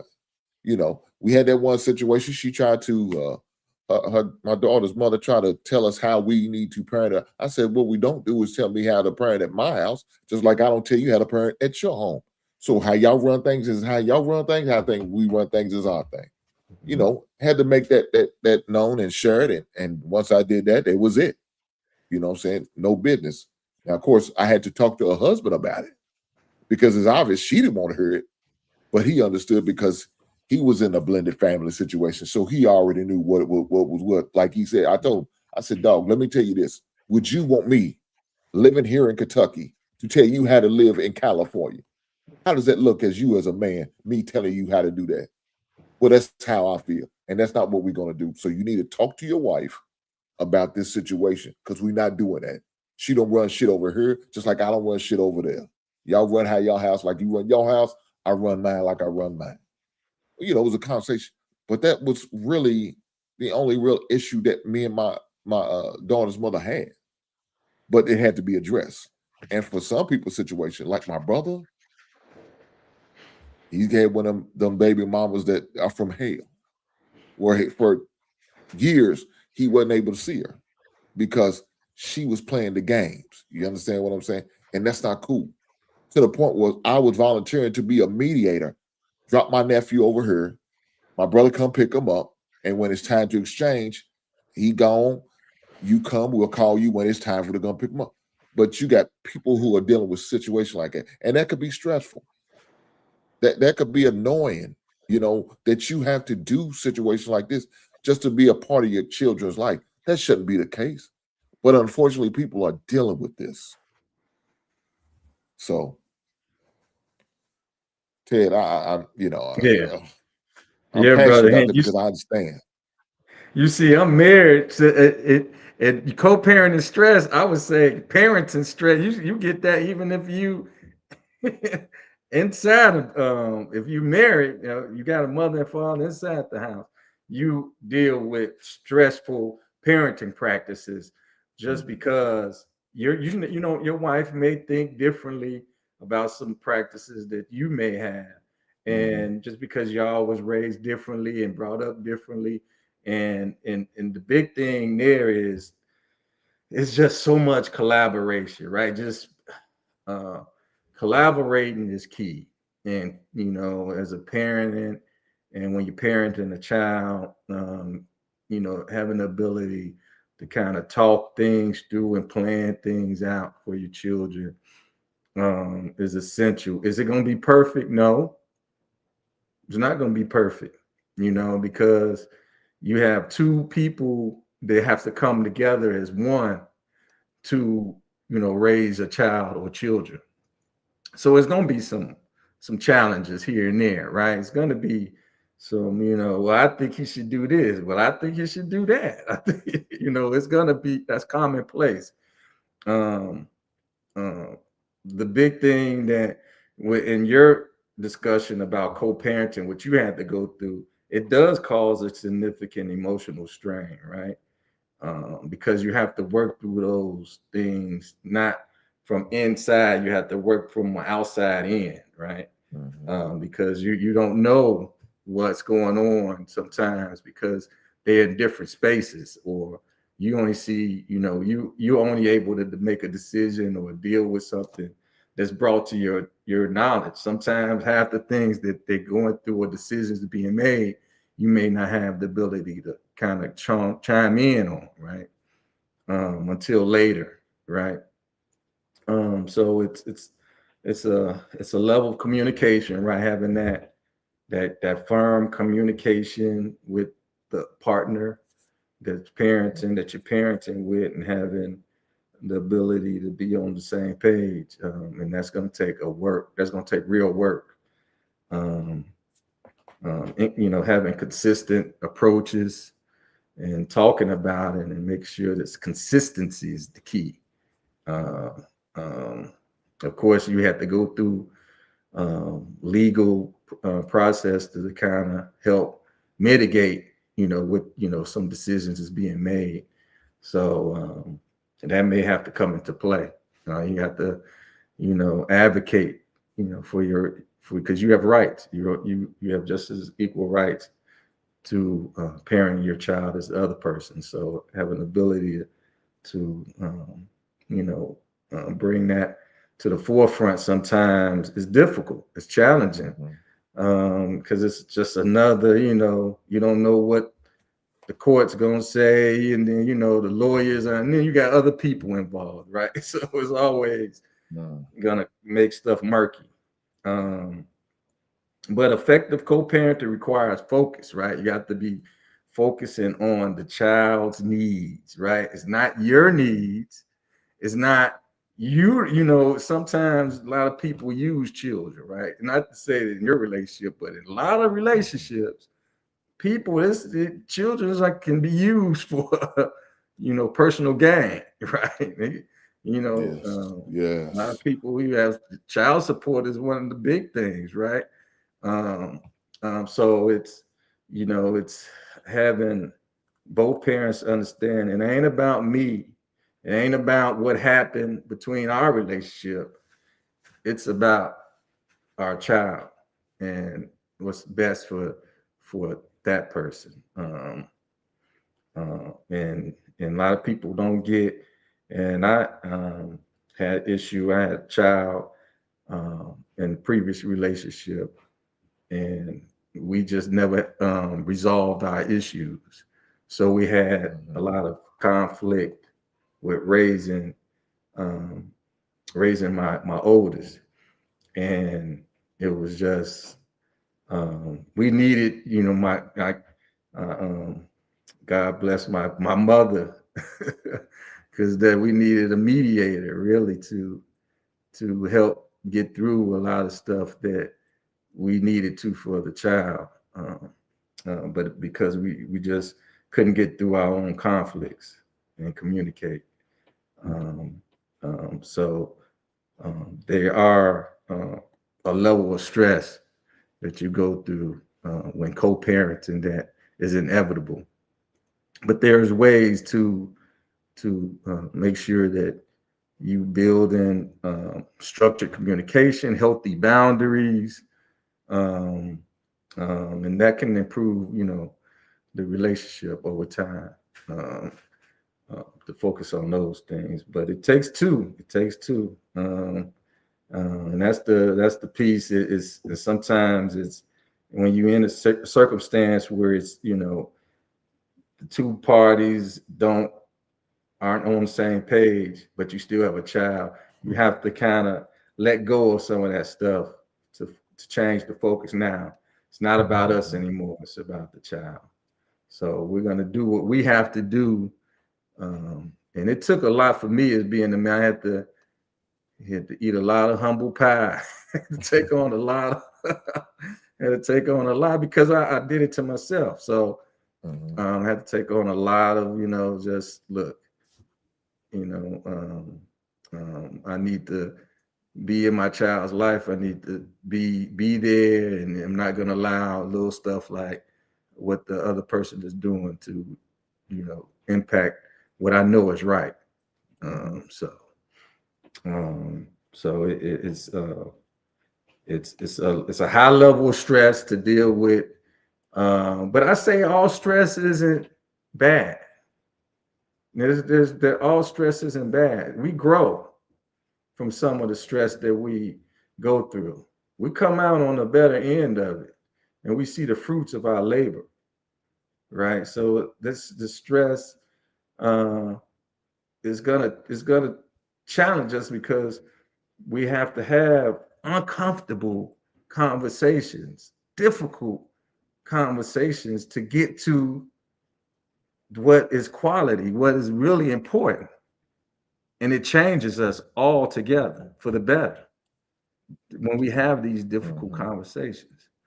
And we come out and we test ourselves. We know what we're about. We have a better level of self-awareness of who we are and what we can do and what we can endure. Um, and your child is a testament, like the relationship you have with your child at the end of the day is what matters. Um, and nothing is going to take away that.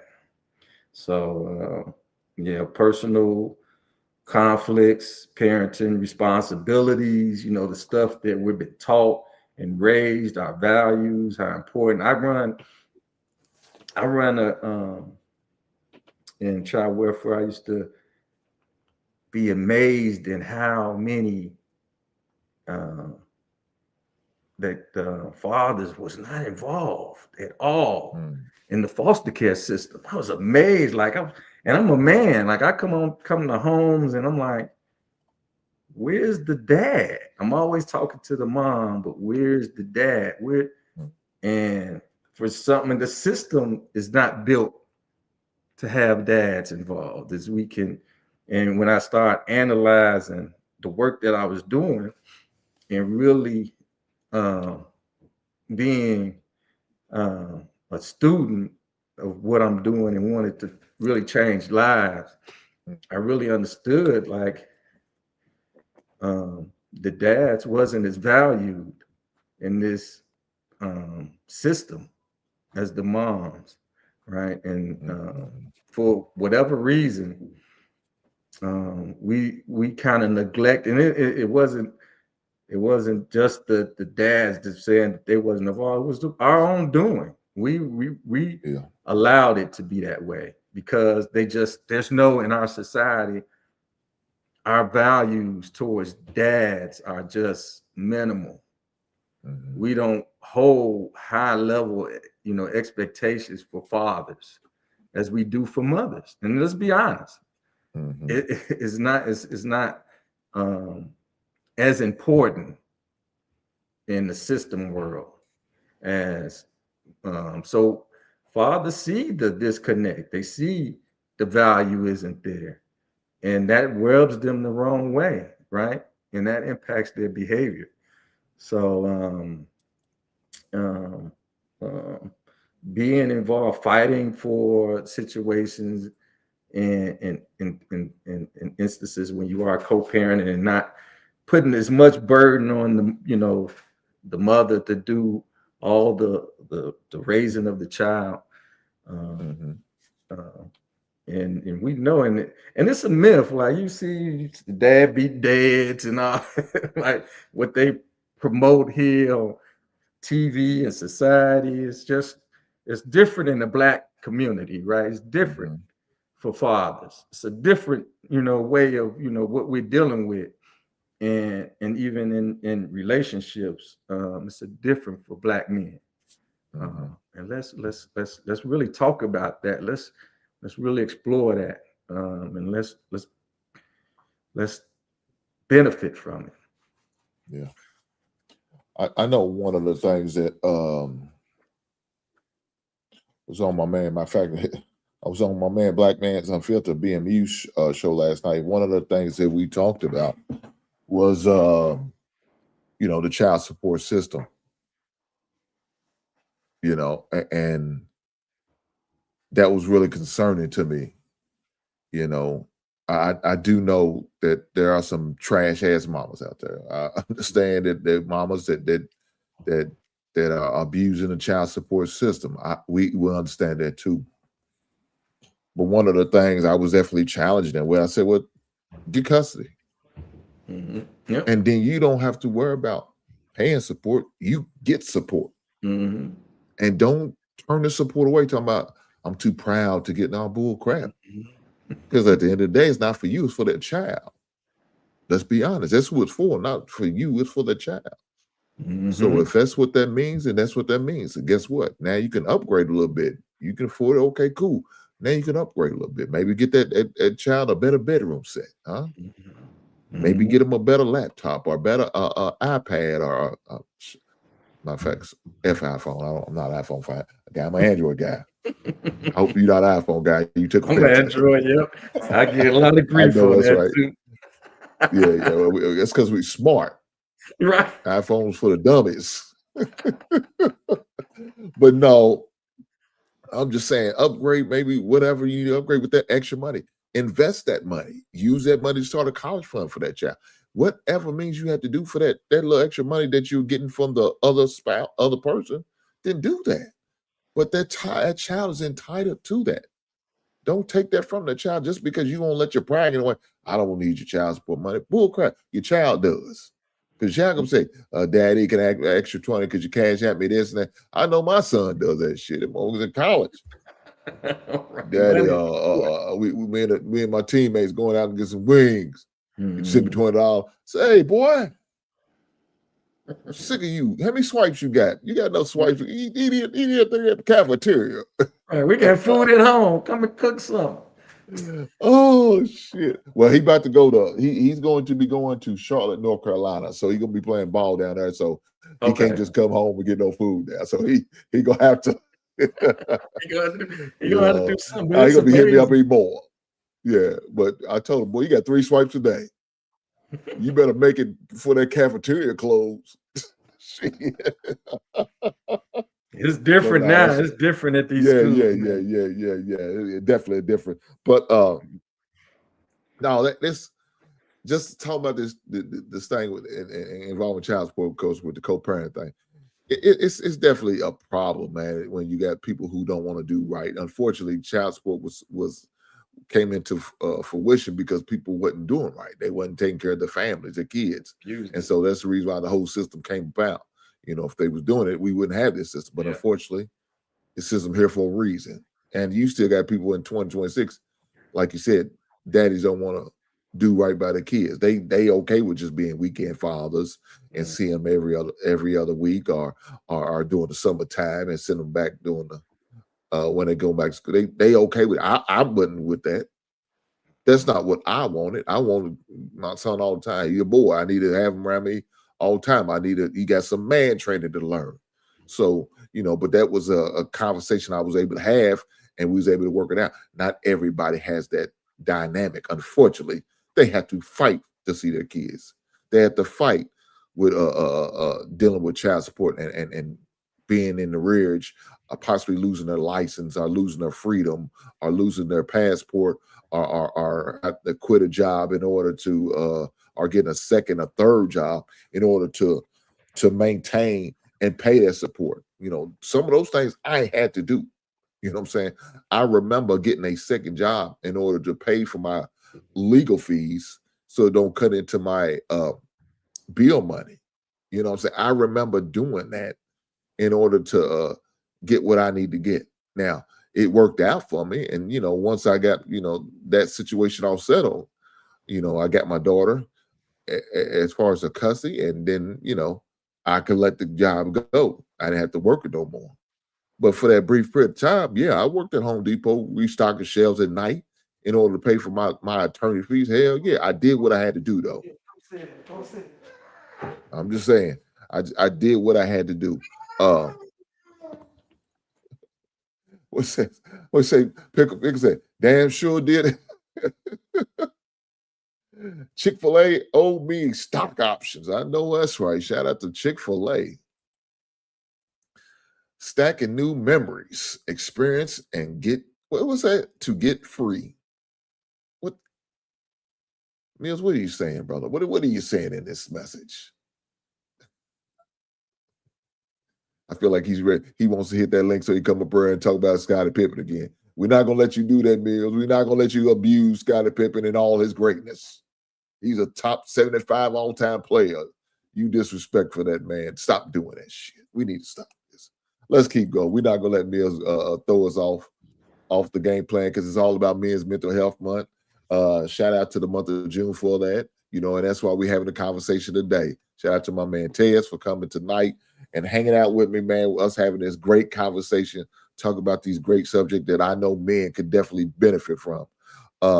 One of my next subjects I definitely want to talk about, and there's only a couple more we're gonna kind of touch on before we shut it down for tonight. And this one right here is men and loneliness. Right? This is something that I had to deal with, right? Whenever my son wasn't with me, and I'm in this cold house, this 4-bedroom house. I got all these bedrooms and only one person living in it and staying in it on a regular basis. My son had his own room, but he wasn't there all the time, right? Because due to the situation of the divorce, it gets a little lonely, a little scary at times, man. And when you by yourself, you start thinking and pondering and wondering and like, man, what is life have for me? What is my next move, my next step? Am I going to get back out in this dating world and start dating again? Me in my 40s, do I want to do this? You know what I'm saying? And during them 2-year period, I was just being an asshole, being a monster, just, linking up with women just to have sex. I'm not going to lie. I'm just going to be honest. And I was a demon. I was on demon time for those 2 years of going through my divorce and all that stuff. I was on demon time. I like these 304s. I don't give a shit about it. I just want some ass and get them up out of my house. I was that was my mindset. That's how I was moving. Again, I wasn't looking for no real relationship. I was just looking to get some ass. I'm lonely. Girl, what you doing? Why don't you come on through? I'll meet you. Your kids sleep, I'll be over. I was on that bullshit. I know it wasn't right. But during that time, I didn't care. And my wife said, spare the details. Yeah.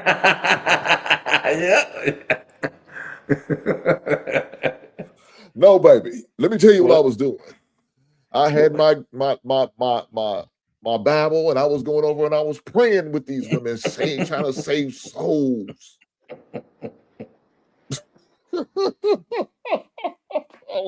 I was soul saved. I was a solitary church man trying to save the souls. I was doing God's work.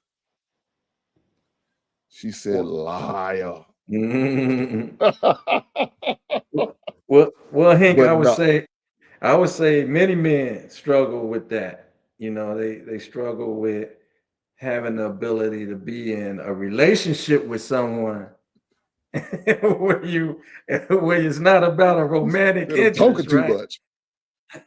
Yeah.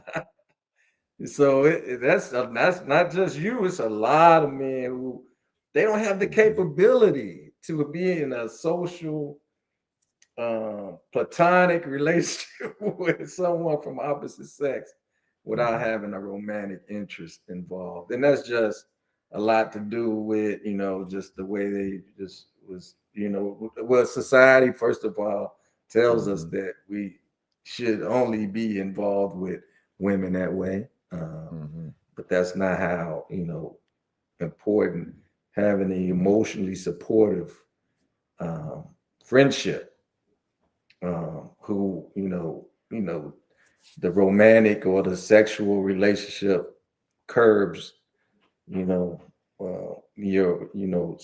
thing, it don't curb, you need someone who are going to entice you mentally and spiritually and and can impact you and have an emotional connection on so much other different levels than just sexually. So that's one thing that we have struggles with. We struggle in that arena. I would say, in my older age and my youth, I struggle with it big time, right? Because it's a difficult transition, to be able to have friendships that way, because it relies for a deeper connection. It relies on, vulnerability, being vulnerable and exposing yourself and exposing some of the stuff that you don't have together. Because we all want to be perceived that we got everything perfect. We got, our finances is taken care of. Our health is being taken care of. And, social way where, we got, all, everything taken care of. But in the real world, in reality, we don't have it all taken care of. So it takes a village. It really takes, more than, just ourselves to really get to where we need to be. And loneliness is real. Loneliness, you can be amongst a group of people and still be lonely. You can be you can be amongst a whole conglomerate of folks, but there's no connection. So you're lonely, even amongst people. So really having, and that's a big concern in society today, is that now that stuff is moving in a way that, is being more easy to disconnect, being more able, socially isolate with social media and, Facebook and all these other entities where no one is the old school social interaction with you sit down with someone and really talk and express how you feel. And, now you got texting and all this other stuff that's coming in the pipeline that really limits, the engagement piece. So, it's a growing concern. It's going to get even worse in society. So it's something to really take heed to, because isolation increases depression, it increases anxiety, substance abuse, suicidal thoughts. You sit alone. What's the song? I'm dating myself. The Ghetto Boys, mind Yeah, the playing tricks ghetto. on me. Yep. Yeah. When you isolate those, your thoughts gets the best of you. I tell people when provide therapy, I tell them, I say, look, just because I'm a therapist, don't mean I have all the answers to your life struggles. Uh, that's not my role. If I could resolve or solve all your problems, believe me, I would be in a bigger role than a therapist. So when we sit together, all I'm here for you is we're gonna walk this walk together. We're gonna go on this journey.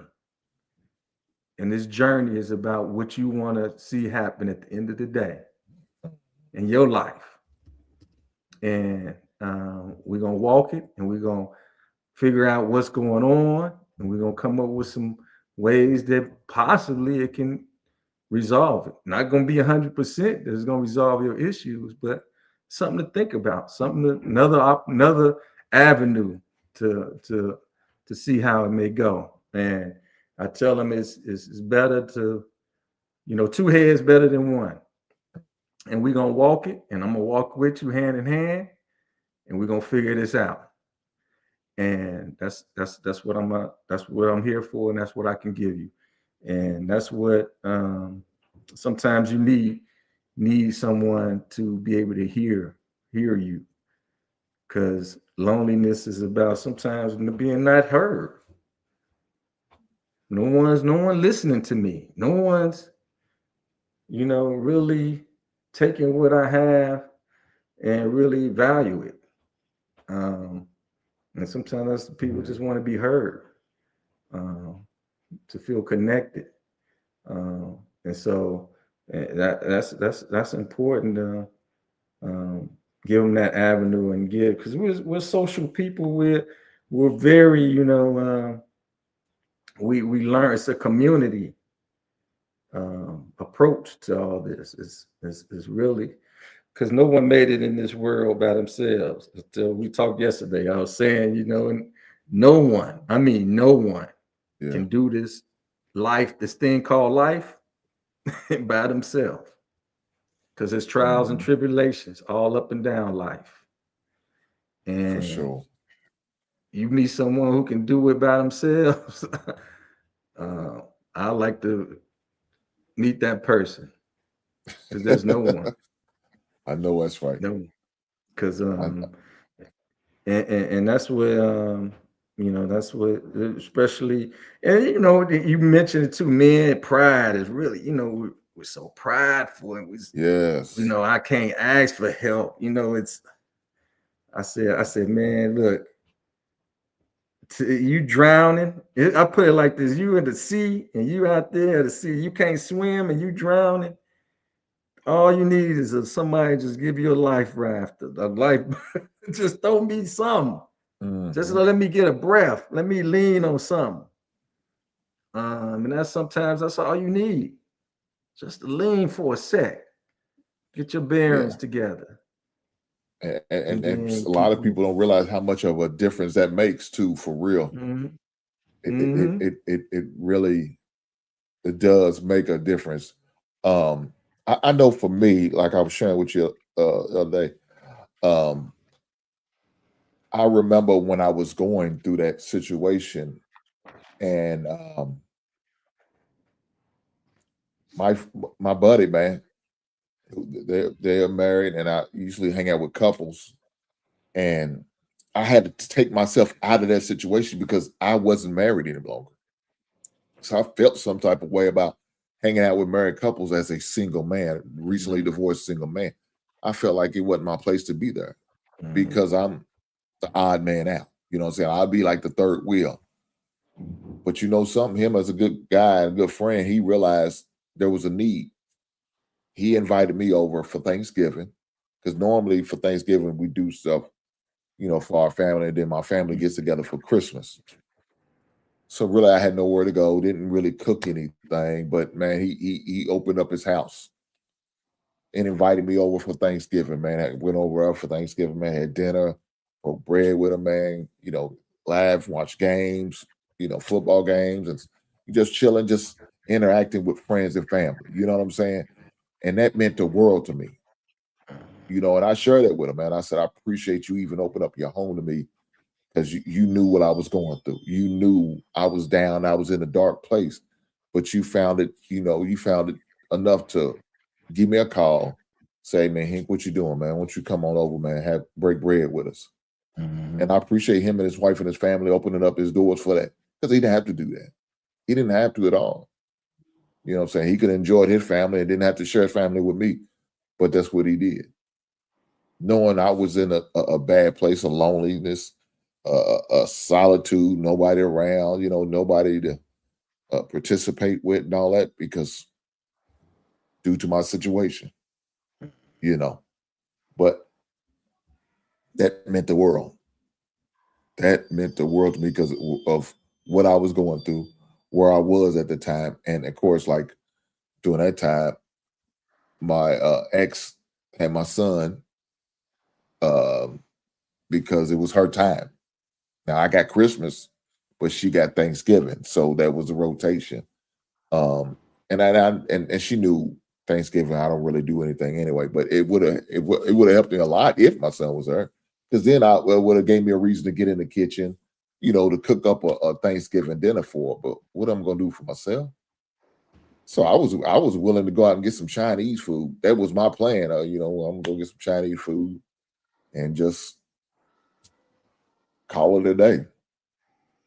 That was my plan. But lo and behold, my buddy called me that morning and he said, "Come on through, Hank.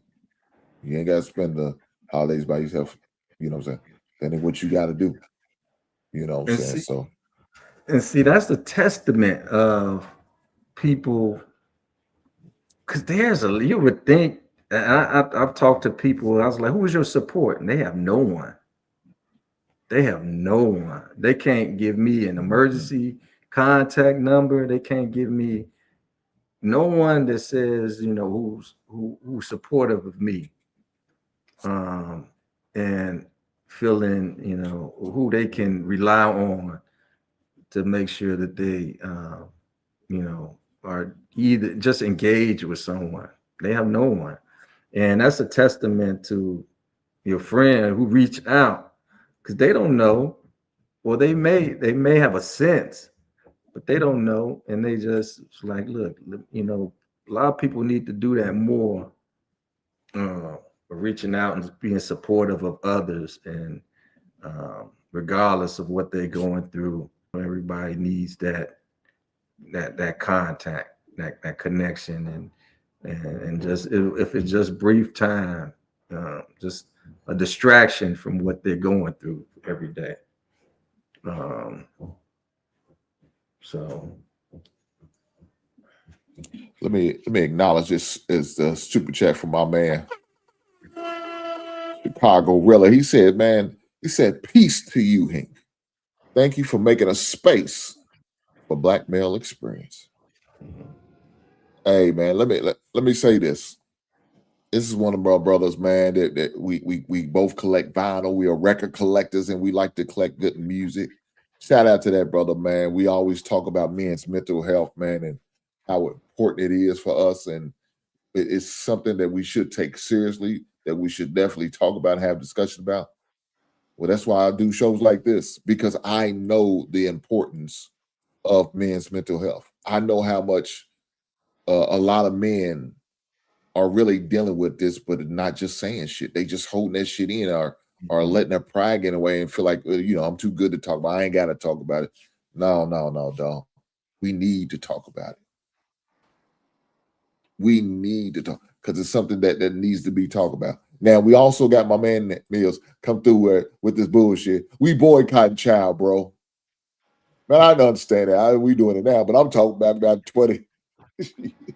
I'm talking about 2016 where we was all eating at the Chinese restaurant, eating at the hibachi and the buffet and shit like that. I'm talking about then. I ain't talking about now. Now, he can't get a dime from it.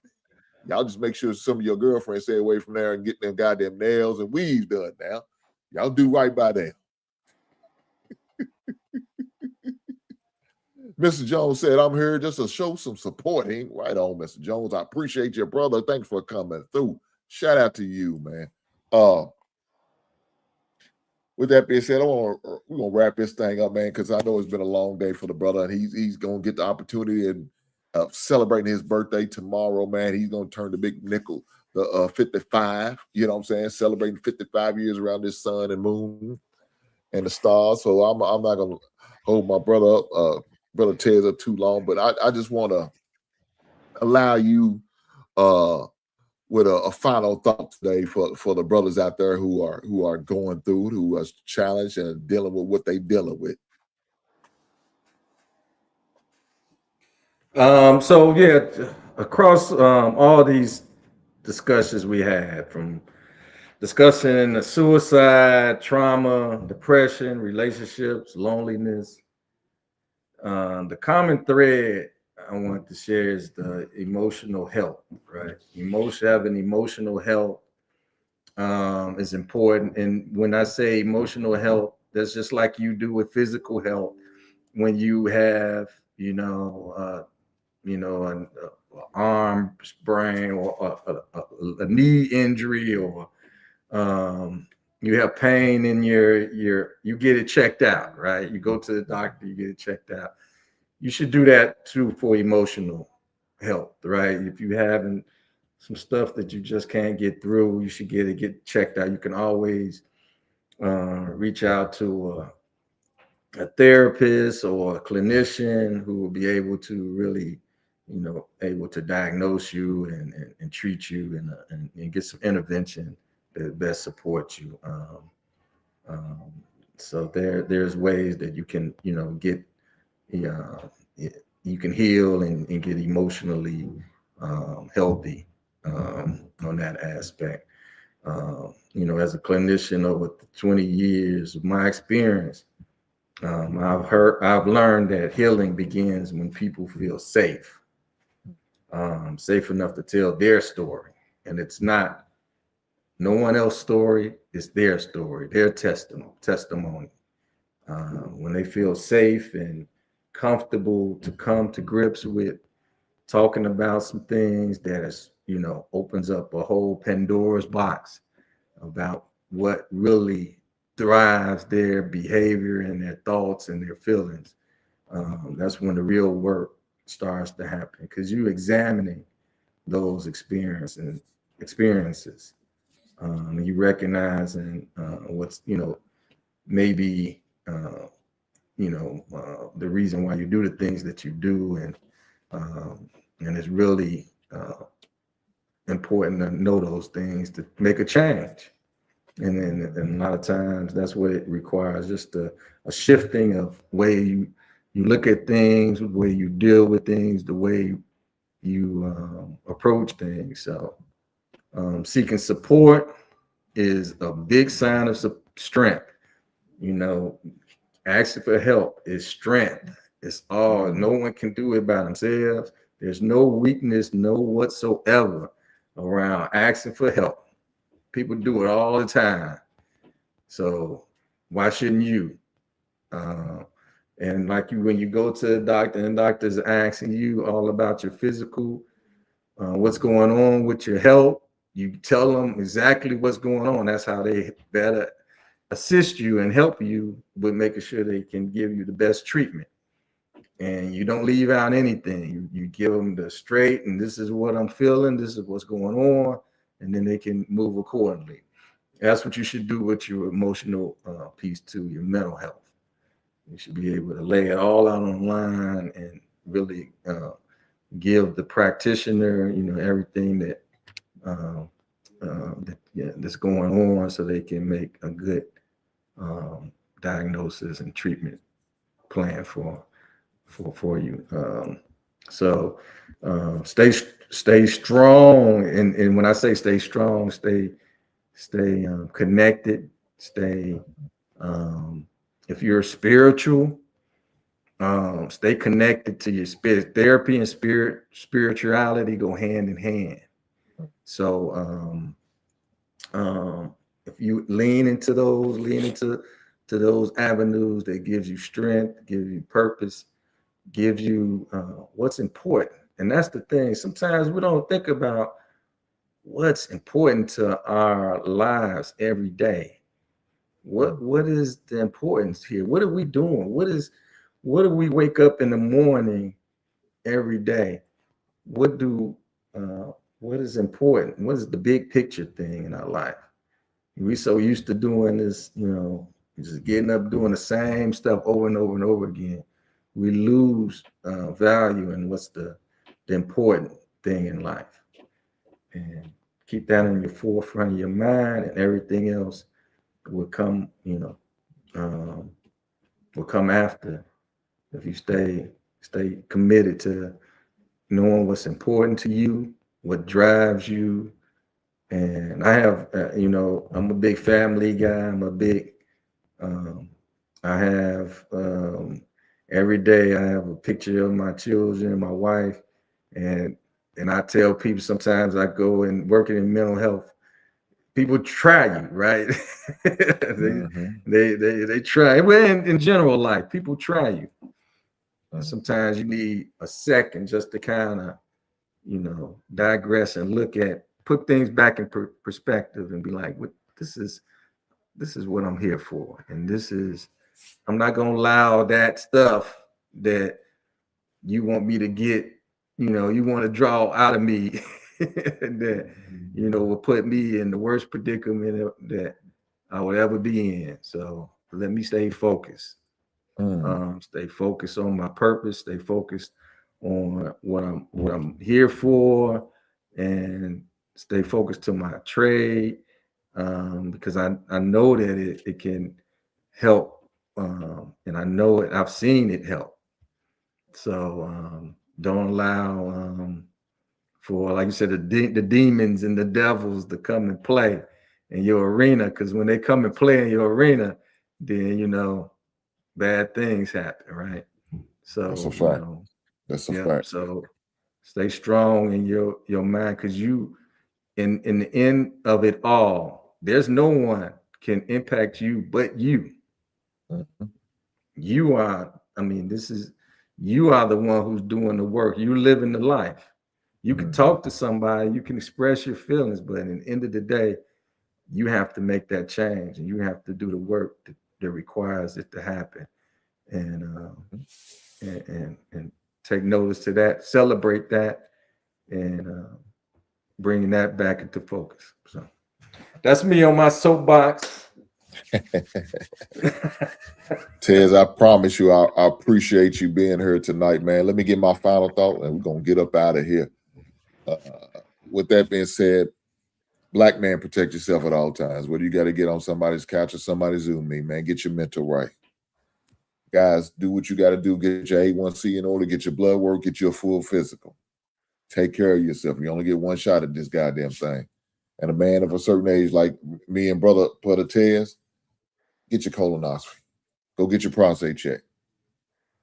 Go get those things done, man, because you don't want to go through them. I watched my grandfather go through it. It wasn't a pretty sight. So definitely make sure, because the earliest you can get to it, the better off chance you got to deal with it. I promise you that. Guys, with that being said, I appreciate every last one of you guys being here. Make sure y'all do me a favor and hit that goddamn like button. Push the goddamn button. That's going to help me push through the algorithm. Stuff and information like this is greatly needed, especially for us men. Especially us men who need this type of information, who need this type of conversation, who need to be vulnerable and transparent, and to help other men, not only men of our age, men of younger age, because these guys are going through it too. Don't think it's just all old heads are just dealing with what they're dealing with now. Men of all ages, young boys, your sons are dealing with this. Your young sons, you might have a 5-year-old son that's dealing with some shit you don't even know about, but you got to make sure you're able to see the signs and able to address them as soon as you see them. Don't wait. Don't put it off. Don't tell, oh, he'll be fine. No, no, no. Don't do that boy like that. He deserves better. So give him better.